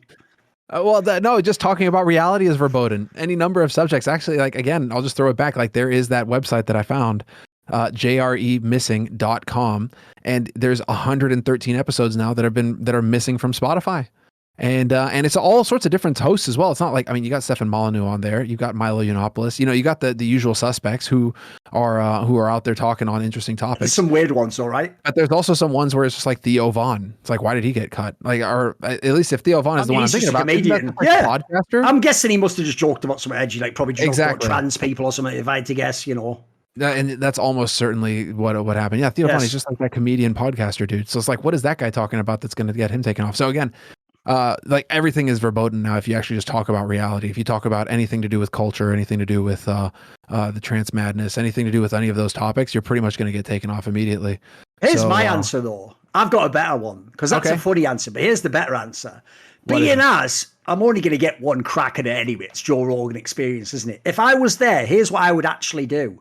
Normally, I actually think calling people out is really fucked up. Like, I think, for example, if someone invites you on a show, it wouldn't be appropriate for you to go on and then call, what about all this stuff? But in the case of Joe Rogan, he's a guy where he tries to get into these weeds when he brings people on of controversies and things. So here's what I would bring up to Joe Rogan that would absolutely get the show. It would probably end early and it would definitely get removed. I would just bring up to Joe Rogan, hey, Joe, I used to actually follow you before you actually started doing this podcast, when you were just doing the UFC Fear Factor and you had that forum, and I saw a lot of very interesting material. Like, I heard you call into a few radio shows talking about the moon missions, Joe. Anyway, let me just open this little can of worms, because you have some interesting changes in your opinion, Joe, over the years, and it almost seems like it aligns with when you got rich and famous and met certain people. So I'd just like to put a few points to you that you made about 10, 15 years ago, and I'd just start reading it, and that's all I'm saying. Is it'd be an amazing episode, 100% getting taken down, 100%. Dude, I don't even know if you'd make. Also, you're playing by their rules. What, you're going to hold them to things, to tweets from 15 years ago now? Are you going to play the SJW game? No, he was on a radio show. Sure. Yeah, but it's just like, the argument. You're missing the point. I'm implying he just changed his opinions for money. Yes. No, I know what you mean. I know exactly what you mean. No, that's but the reason why the SJW angle's fucked is like you might not hold that opinion anymore. I think he genuinely just changed his whole perspective on quite a big topic just because he knew he was becoming enormous, and he was sort of told, look, you can't be one of those guys who thinks that and get the top of the media business. Like, because in his case, remember, he actually was someone where I do think there were times where they would have banned him because he had the dual threat. He's simultaneously on the UFC and the internet enormous. Like, you can't let a person like that, if you want to control certain concepts, just run wild with them. They're going to just fucking. This is why it just continues to be more and more like a controlled opposition kind of idea. Yeah. Where, Jerry is just like, oh, he's edgy. Oh, he's a free speech advocate. Oh, and it's just like, in the meantime, 100 and something episodes removed. You just have to. What I do with that is I go the other way now. What I do is I think of it like this, Semler. I think of Joe Rogan. This might be an interesting tangent. I think of Joe Rogan like the character, in the movie V for Vendetta. The book's way better, but obviously everyone's seen the movie. In the movie, they have Stephen Fry, the famous British comic and intellectual, play that like late night TV host who's actually trying to sort of like be a little bit edgy towards the regime. He's sort of like trying to make fun of the Chancellor guy played by John Hunt, etc. Right? That guy, basically, that's who Joe Rogan is now. He's allowed to be the main guy in the box. So here's the thing, you have to now view it the other way, Semler. If you actually know the realities of the industry, he couldn't be a person with integrity and be at that level. He couldn't be a person telling the truth about things like the topic I mentioned earlier, about certain other topics, about who controls things. He can't be honest by definition and be in that position. Otherwise, they'll remove him, they'll ban him, and he wouldn't have got there in the first place. So what you have to do instead is think of that guy there. That guy can't have been the ultimate resistance person, or he wouldn't have been on the TV in V for Vendetta. But what he's trying to do is this. Can I put any subversion into my product, though? Can I go like 99% what the regime wants, but then put a little bit in there? Put a little breadcrumb that someone could take. That's at this point in time, if you know the way the media world is already bought and paid for, and it's a game that we cannot get into, if they can even give you a little breadcrumb, that's something still. That's still better than nothing. It is, in a way. Just understand. It's just compromise, right? Again, trade-offs, right? Where he's trading. But everyone in media is. That's my point. Yeah. So you've only got two choices. You either turn it off completely because it's compromise, or you just try and get whatever little bit legit you put in there out. It's got to be one of the two. Yeah, fair enough. Because obviously, like I said earlier, the real fantasy is what actually probably everyone watching this thinks, Semler, which is like, what are you talking about? He had all integrity and said sorry and battled Spotify and he won, and actually the woke employees wrong. Go woke, go broke. By the way, don't ever say that line out loud. Go woke, go broke. It doesn't make any sense, you morons. The joke is the people going woke even do it where it's like, we have unlimited money and we don't even have to make any back for this. Like, that's the opposite of what you want to say, you idiots. They've got an unlimited supply. It's about controlling the whole world, isn't it? Like, fucking hell. What's the last question? There must be one more, is there? Are there any more? No, there's a couple more. Keep going then, keep going. All right, so Skazord, happy 10th anniversary to CSGO. With such a rich history already, who do you think is the biggest disappointment so far? Could be players, talent, events, TOs? Say that again. E-League. Here's what we need to do, Sarah. Can you just copy and paste the question into the chat here so I can see it? Oh, yeah. Like each time you do it, just do that so I can just double check. Because sometimes I get lost halfway through. Yeah. Here, I'll do that. But just to make it easier. Which with such a rich history already, who do you think is the biggest disappointment? Where did you put this? So it's not in the chat. Where is it? Could be players, talent. I'm just. Where's the question? Right. Okay, I'll go to the question channel. Go on. Here, there we go. So Skazord, could be players, talent, events, TOs. I mean, to me, E-League is probably the biggest disappointment because I enjoyed working on that so much. It was so much fun. That was probably like peak CS:GO was working E-League. Because the quality of life was terrific. The team was terrific. We had quality CS as well. Should we do it, Semler? It's never been done on this show before because obviously Richard had a very different relationship with E-League and so he had his own perspective on it. We've never actually talked, by the way, about what happened to you and Anders.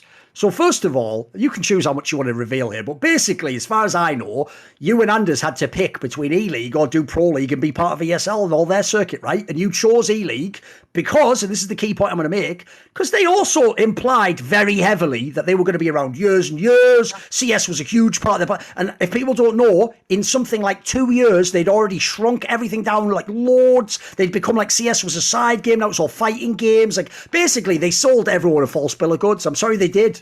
They did. Dude, I thought I was going to be literally, I'm not joking, I thought I was going to be living half a year in America for like 5. I thought now I'd still be doing that, to be on TV in America. Like, it really wasn't what they sold us, in my opinion. Give your thoughts. No, that was pretty much my experience as well, yeah. So that's why I'm mentioning them as probably the biggest disappointment for me, because it was a project that I was just so excited to work on.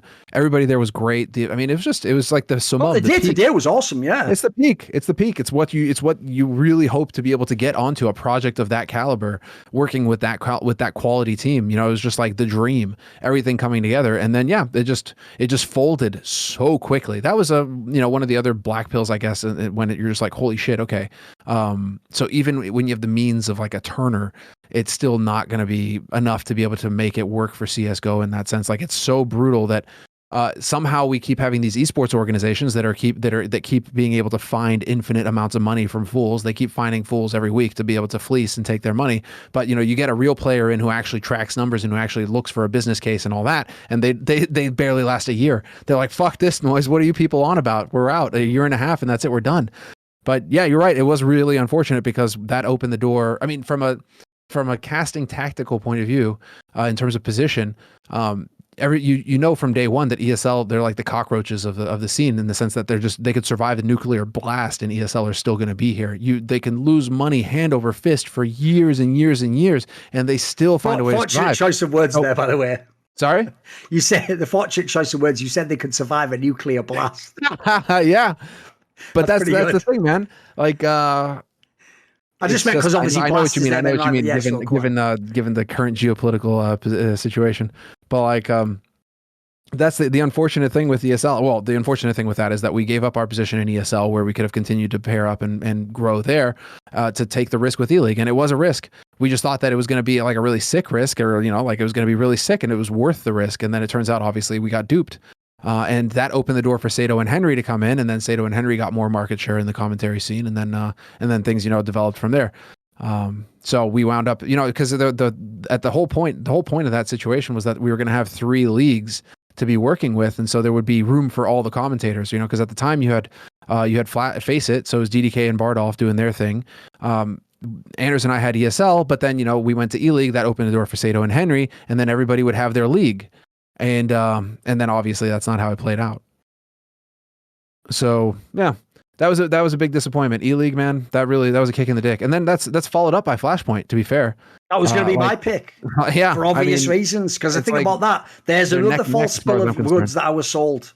So I was told, I've told the story before, I was told I was joining a league that had Astralis guaranteed to be in it when they were the number 1 team in the world and had won the major like 3 months earlier, or maybe 2 months earlier even. When I signed up to a 6-figure contract in a league that was going to have 2 $1 million tournaments. One would be in LA, one would be in the fucking Globe, in Ericsson Globe in Sweden, around the time of the major, by the way, but obviously 2 years earlier. And I would get Astralis, and then because we had Astralis, we were going to get, maybe Fnatic and Mouse and OG and Evil Geniuses, and all of a sudden I would have had, like, let's say a third of the top teams that ESL wants in Pro League wouldn't be there. They'd be at my tournament, and I'd then be doing all the stuff we were doing there, because remember, we would have been doing loads of content and skits and interviews with players and trash talk segments, and they would have trash talked each other as they picked the other teams for the groups. And there would be all these narratives, because you had the 3 group stages, then into the playoffs for the $1 million. Oh, the whole thing, like, it's one of the best ideas I've ever heard, and then one of the most woefully underwhelming, like, actual executions of an idea and reality. Like, it was like, genuinely, I've never ever thought about actually quitting esports, because I do esports for me, but that actually did make me just think, like, maybe fuck CSGO. Maybe I should just leave CSGO entirely and just do other games. Because, like, the other thing about it was this, Semler. It was bad enough, the reality of what happened with Flashpoint, to have the entire community do that thing where they go, you know what, Thorin, even though this is ostensibly a nearly objectively good thing overall in every respect for the scene, we're going to pretend it's just all bad because you're doing it. Like, I'm just done with that, mate. I'm not helping anyone in CSGO anymore. I'm just helping myself now. Fuck them. They don't deserve it. They don't deserve help. They deserve to get fucked over by Nickel and IOM and the cunts at ESL and have all fucking evil people run every league while also then paying women to shut the fuck up about sexism to play in their league. You deserve all that. You deserve a corrupted, like, fucking fallen world where everyone's just a husk of a man. You don't deserve people like me. Yeah, there we go. All right. IWD. Thorin, you've often expressed admiration for players like Kobe who care about their legacy and make sure to grind out every championship they can before they step away from the game. Does that view make it harder for you to step away from working majors, which many see as the pinnacle achievement in analysis? I know why he says that, because obviously, like, he set it up there of, like, if I just looked at my career like I was an athlete and these are my chances to win championship, yeah, that part makes sense if I already think of it that way. But the problem is this, mate, I'm never thinking of it that way. The reason I won't work with ESL and PGL are for literally moral reasons. Like, I would consider that to sell my soul to work for those companies until certain very important things are rectified or changed, and especially the messaging within those companies. Like, people don't get this. People really think, I've had talent say this to me, people think that I just misphrased that comment about, like, I won't work with the ESL again unless they, like, fire the person who took the... I intentionally did it, Samler, to burn the ships so that I had no choice but to go forwards. I couldn't go back to ESL. Because what I decided is, actually, I won't work for a company that does that. Like, look, I could just go, nothing to do with me. I'm not a pro player or a team. I'm just a commentator. I'll be at the event anyway. I could do that. Like, all you fucking idiots think I can't. You all really believe ESL wouldn't hire me. Like, the joke is I could have done that, but I think that's not who I am in the industry anymore. I'm not here just to be a guy on stream. I wanted to make a moral stand. And I also, sadly, I will say, I thought some players would join me, or someone would be like, yes, I'm Spartacus too. And no one did. Not even any. Are you ready? Almost no players, except some really small ones, even messaged me to say thank you. They all acted. This is what they always do to me, Semler. I could literally go, I'm going to do a hunger strike until this thing ends. And everyone would go, he's just doing it for attention. Yeah, like, there's never a positive reason as to why I do anything. It always has to be some evil thing, which, by the way, is a great sign, because if you know how inverted and fallen the world is, it's only the good people they lie about and say all the time are the scumfucks and the liars and the ones doing all the criminal stuff. Just look at me and Richard's careers. It's made out as though everything we said was made up. The joke is you can't find anything we said that was made up, because we're so good at our journalistic protocols. We don't put things on the record that are sketchy, that might be from a dodgy source, that weren't real, that were just made up to sensationalize and titillate. We don't do that.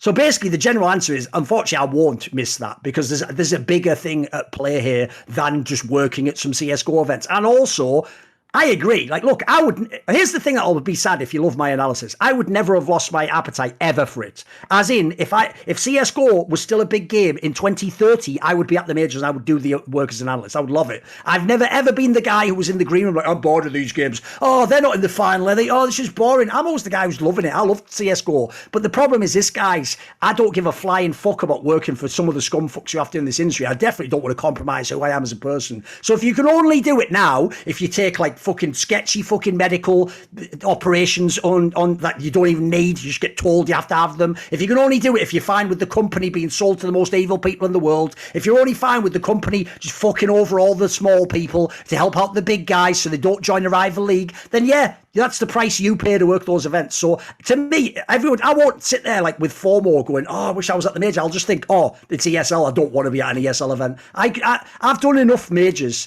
Like, I agree. I wouldn't have run out of doing them. I would do more, but I've also done enough. You have to remember, I always say this to people, you guys can't envision this because you see the finished product. You don't know who I was through my life. If I go back to 2010, I was watching the people analyze the majors thinking, I wish that was me. I got the chance to do that, and I didn't just do it. I became the number one person in the world. In fact, someone like I think Moses or Yanko has to do like 3 or 4 more majors as an analyst to even reach my record. You know how insane that is? That I couldn't even work half the majors. I've got the record for working at them. Like, I've already had an amazing career as an analyst, guys. It was never my main thing. You know this, Sam. It was always my side gig. It's an awesome side gig if you can do it. Like, I was in such a sweet spot for so many years. But you also have to understand there's a time and a place for everything. Like, that was the time for that, and that time has moved on. We're in a new season now, as it were, and I'm more, if anything, I'm going to be more on my own channel. I'm going to be on this company. I'm going to be doing my own shit, and crucially, there's the final thing to say. Yes, in the short term, if you only want to watch the mainstream, you're not going to see me on majors. But you'll see me on majors on my shows, on this channel. You'll see me doing stuff, so you will still get the analysis. In fact, if I do it well, maybe you get better analysis. Yeah, indeed. Because now you really are, well, I mean, that was always the advantage, and that was what it was always, you know, if there was like a tinge of envy or jealousy, it was that you were putting in the work. It's like I attempted to do the same thing with Room on Fire, where it's just like, let's try and create content. Let's try and create a platform so that we have some independence from the orgs, because if we're always beholden to the orgs, that's it. We're going to be slaves to being commentators or analysts, and we'll always be their bitches, which is... Do you know how sad that is? Because the problem, if people don't know, is me and you only became friends like almost last out of the group. Like, we only became friends like 4 or 5 years ago, basically. And so the problem is, if we'd actually been like I was with like Lurpus and Anders and Richard, if I'd have known you as well at the beginning, like we'd actually been friends, dude, we would have just done this ourselves and said, fuck the Room on Fire. We would have just made all these, like, we would have done this company and the Jokers back then and made all the top talent in the big people doing all the, we could have done that. We actually had these ideas, just as you're saying. Some of the other people we needed to help, they're just too lazy or they're too busy or whatever. It is what it is. Yeah, it is. But it is interesting. What about your take, though? Because here's the thing, that same applies to you. Like, you were there from the beginning majors. In fact, I remember how hard you had to battle to get hired for the ESL majors and put on the final. Doesn't part of you think it's kind of bullshit, I'm not going to work anymore in my future, or that might be it for majors? Do you ever think that? Yeah, I mean, I've definitely thought of it, especially after the past, especially after the drama at the end of last year, and also just the fact that I'm more honest. I mean, the trade-off is just that I'm happy to be more honest now. And that is the thing. Like, I've changed my perspective so much on so many topics. And I don't think that I want to, it's not like the thing is that it's not like I was being dishonest earlier either. It's just that I used to be the default liberal bot, and now I've kind of changed around on that, and I'm still being honest. It's just that now I don't agree with the vast majority of what's going on around me. And it's just a matter of saying it. But the thing is that people don't like when you actually say that, or when you express yourself honestly around them, when you say things they don't want to hear. Not that I'm making excuses, because I talked about this morning on my stream as well. And that right now, in terms of the commentators, it's a pretty locked up kind of rotation as well. I mean, you got 4 excellent duos that are doing work, and Blast are doing year-long deals now, which is not something that I thought at the beginning of the year. I thought that they were going to be going, event by event, but they're doing year-long deals now, so that pretty much closes the door on Blast. And then ESL also have their talent set pretty much, with Sponge and Machine and Harry and Hugo. I mean, that's it. They've got 2 duos, and then if they need it, they bring in Anders and Moses, right? And there you go. They're set in terms of commentary. So it's not like even if I wanted to cast Tier 1 CS, I don't think it would be an easy thing. I guess I kind of shot myself in the foot. That's what I was talking about this morning. I kind of shot myself or killed my one opportunity, I guess, that I had to try and launch a new duo, and that was with the major. But as it happens, PGL wanted to put in place this vax mandate, and I just couldn't abide it. I just couldn't go along with it, and so I just said no to the event. But that was probably the only window that I would have, at least in the foreseeable future, to start a new duo and to try and get a new duo out there and see if that could work. Because, like I said, the rest of it is all kind of tied up in multi-year-long deals, so it makes it very difficult to get in. So in a way, I did sacrifice like the one opportunity I had to try and like get a new duo going. But I think in the end, it was worth it. Couldn't agree with what was being done. Just couldn't sit with it. And so it was worthwhile. So I don't regret it in that sense. Obviously, from like a monetary point of view, obviously that's always the way that it goes, as well. Though the thing is like, if you're thinking about the money, then that's what makes you the slave, because then you're going to cave and do whatever you can to continue getting the money. But at the end of the day, I'm it's like I make far less money now, but I'm also far happier.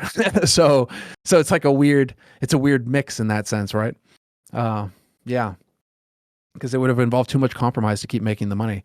And I don't think that was worth it in the end. I'm much happier with how things are going now, and we'll just have to keep going, Like you say, burn the ships behind you and just move forward. Exactly. So let's see. We have 3 more questions here. Toby, who is the better Football Manager player, D-Man or Richard Lewis? The problem with that is it's sort of a joke, because obviously Richard famously does like the Football Manager stream, but the joke is, and this is true, that was when we realised how bad D-Man's career got, when like all he did anymore was just stream Football Manager. So it was like a running joke on this show. So the joke there, unfortunately, is I can only answer it as a joke. Like, I've never actually seen D-Man play, so I assume Richard's good. I one time watched part of one of Richard's. The problem is that's not really my content. And then secondly, I actually find those games have gone too in depth. Like when I used to play the Championship Manager game in like 1993, it was mega simple. You just put the players on your team and you buy the players, but then you play the match out. On this one, you can do everything similar. You can like train them. You can like fucking give them like drugs and special therapy. Like they've given too many options, like too customizable. So to me, it's like too much of a nerd game now. It's become like Flight Simulator, which apparently is also like, oh no, it was actually the Chewy guy that was doing Flight Simulator. There was another game. I think maybe D-Man did Flight Simulator too. Oh yeah. Something like that. Who knows? That's like Flight Simulator. All those guys who build out the whole cockpit and everything. It's just fucking wild. It's just too niche. Exactly. It's just not my thing.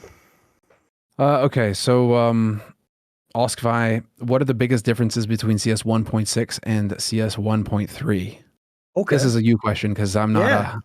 That's before my time. Right. The reason why The reason why this is a key question is because, one, since CS 1.6, they didn't change the version after that, even when they updated it. So it just stayed for like 15, 16 years or something. Everyone thinks CS just is CS 1.6 and always was. And they always famously say, CS 1.6 forever. Whereas the joke is, those of us who like the old versions are like, CS 1.6 was the worst version. What are you talking about? Because basically, CS 1.3 had a fundamental switch when it went to 1.5, which stayed for 1.6, which was this. When you used to jump in CS 1.3, it was more like in a Quake or a Half-Life game. You jump and there's like an arc and then you land and you can just jump again. What happened is, just like in CSGO, there's a slightly not as bad version, but in 1.6 they changed it in 1.5 so that actually when you hit the ground, your inertia stops and you sort of like, there's more inertia sort of like, it's like you just sort of have to wait a second before you can jump again because they didn't want people to bunny hop, right? Even though in pro play bunny hopping was barely relevant. Basically, they were just mad that on public servers people could have used scripts and bunny hop. So they took that out. Well, the problem is that actually spoiled the game. Because think about it. If I can run and jump continuously without getting that slowdown, it means you have to be even better at aiming to kill me if I am on a pistol eco. If I'm just pinned to the ground on a pistol eco, you just sit there and you spray me down with an M4A1S. So it already made that different. Then they made it so that the AWP couldn't come out as quick scope as fast. It was a little bit slower. And they made it so I had to scope properly into the rifle, whereas you used to switch out the rifle. There's just little tricks like that. So unfortunately, and then they also, in my opinion, fucked up the spray a little bit. They made the spray a little bit harder. Basically, in 1.3, if you were just amazing at spraying and you really got control at the beginning, you could get like most of the bullets into the guy. What they did in 1.5 is they made it so that halfway through spraying the guy full auto, say eight bullets in, they'd give you a bullet that almost like randomized. So you were like getting it right and then it would just suddenly fire off somewhere and it made spraying like less. So basically these things all just made like the pro end of the game slightly worse and not as good. And so that's the reason I was always against it. Like fundamentally it's still a good game, but it's a bit of a dumbed down game because I think they were trying to appeal to the pub players, as it were. Exactly. That's always where you're trying to appeal to the lowest common denominator, and that's just going to lead to a weaker esport. Personally, I think just because you want to see the levels get pushed, and adding random shit in there just for the sake of adding random stuff is just going to detract. Actually, to circle back real quick on that last question, it did end on like a bit of a sad note, but it really is like you said, I've worked all the majors, I worked TBS, I've worked, I had like a terrific career. So it's not like I'm going to be like, oh, woe is me or anything. It's like, I had a fucking terrific career. And the career's not over. It's just in a little bit of in a bit of a dip, and that's all it is. And we're going to see where it goes. Stand by my decisions and stand by what I've said. And, we go from here. So it's not like, oh, sad sack, like, oh, woe is me or anything like that, guys, by no means. But it is interesting to keep in perspective. It's just like, yeah, I've done a good amount of shit as well. So I'm not too worried about it, right? It's not like I've missed out on anything. All right. Last question. Archives of Justinian. If all orgs with CS teams were publicly listed, which would you invest in?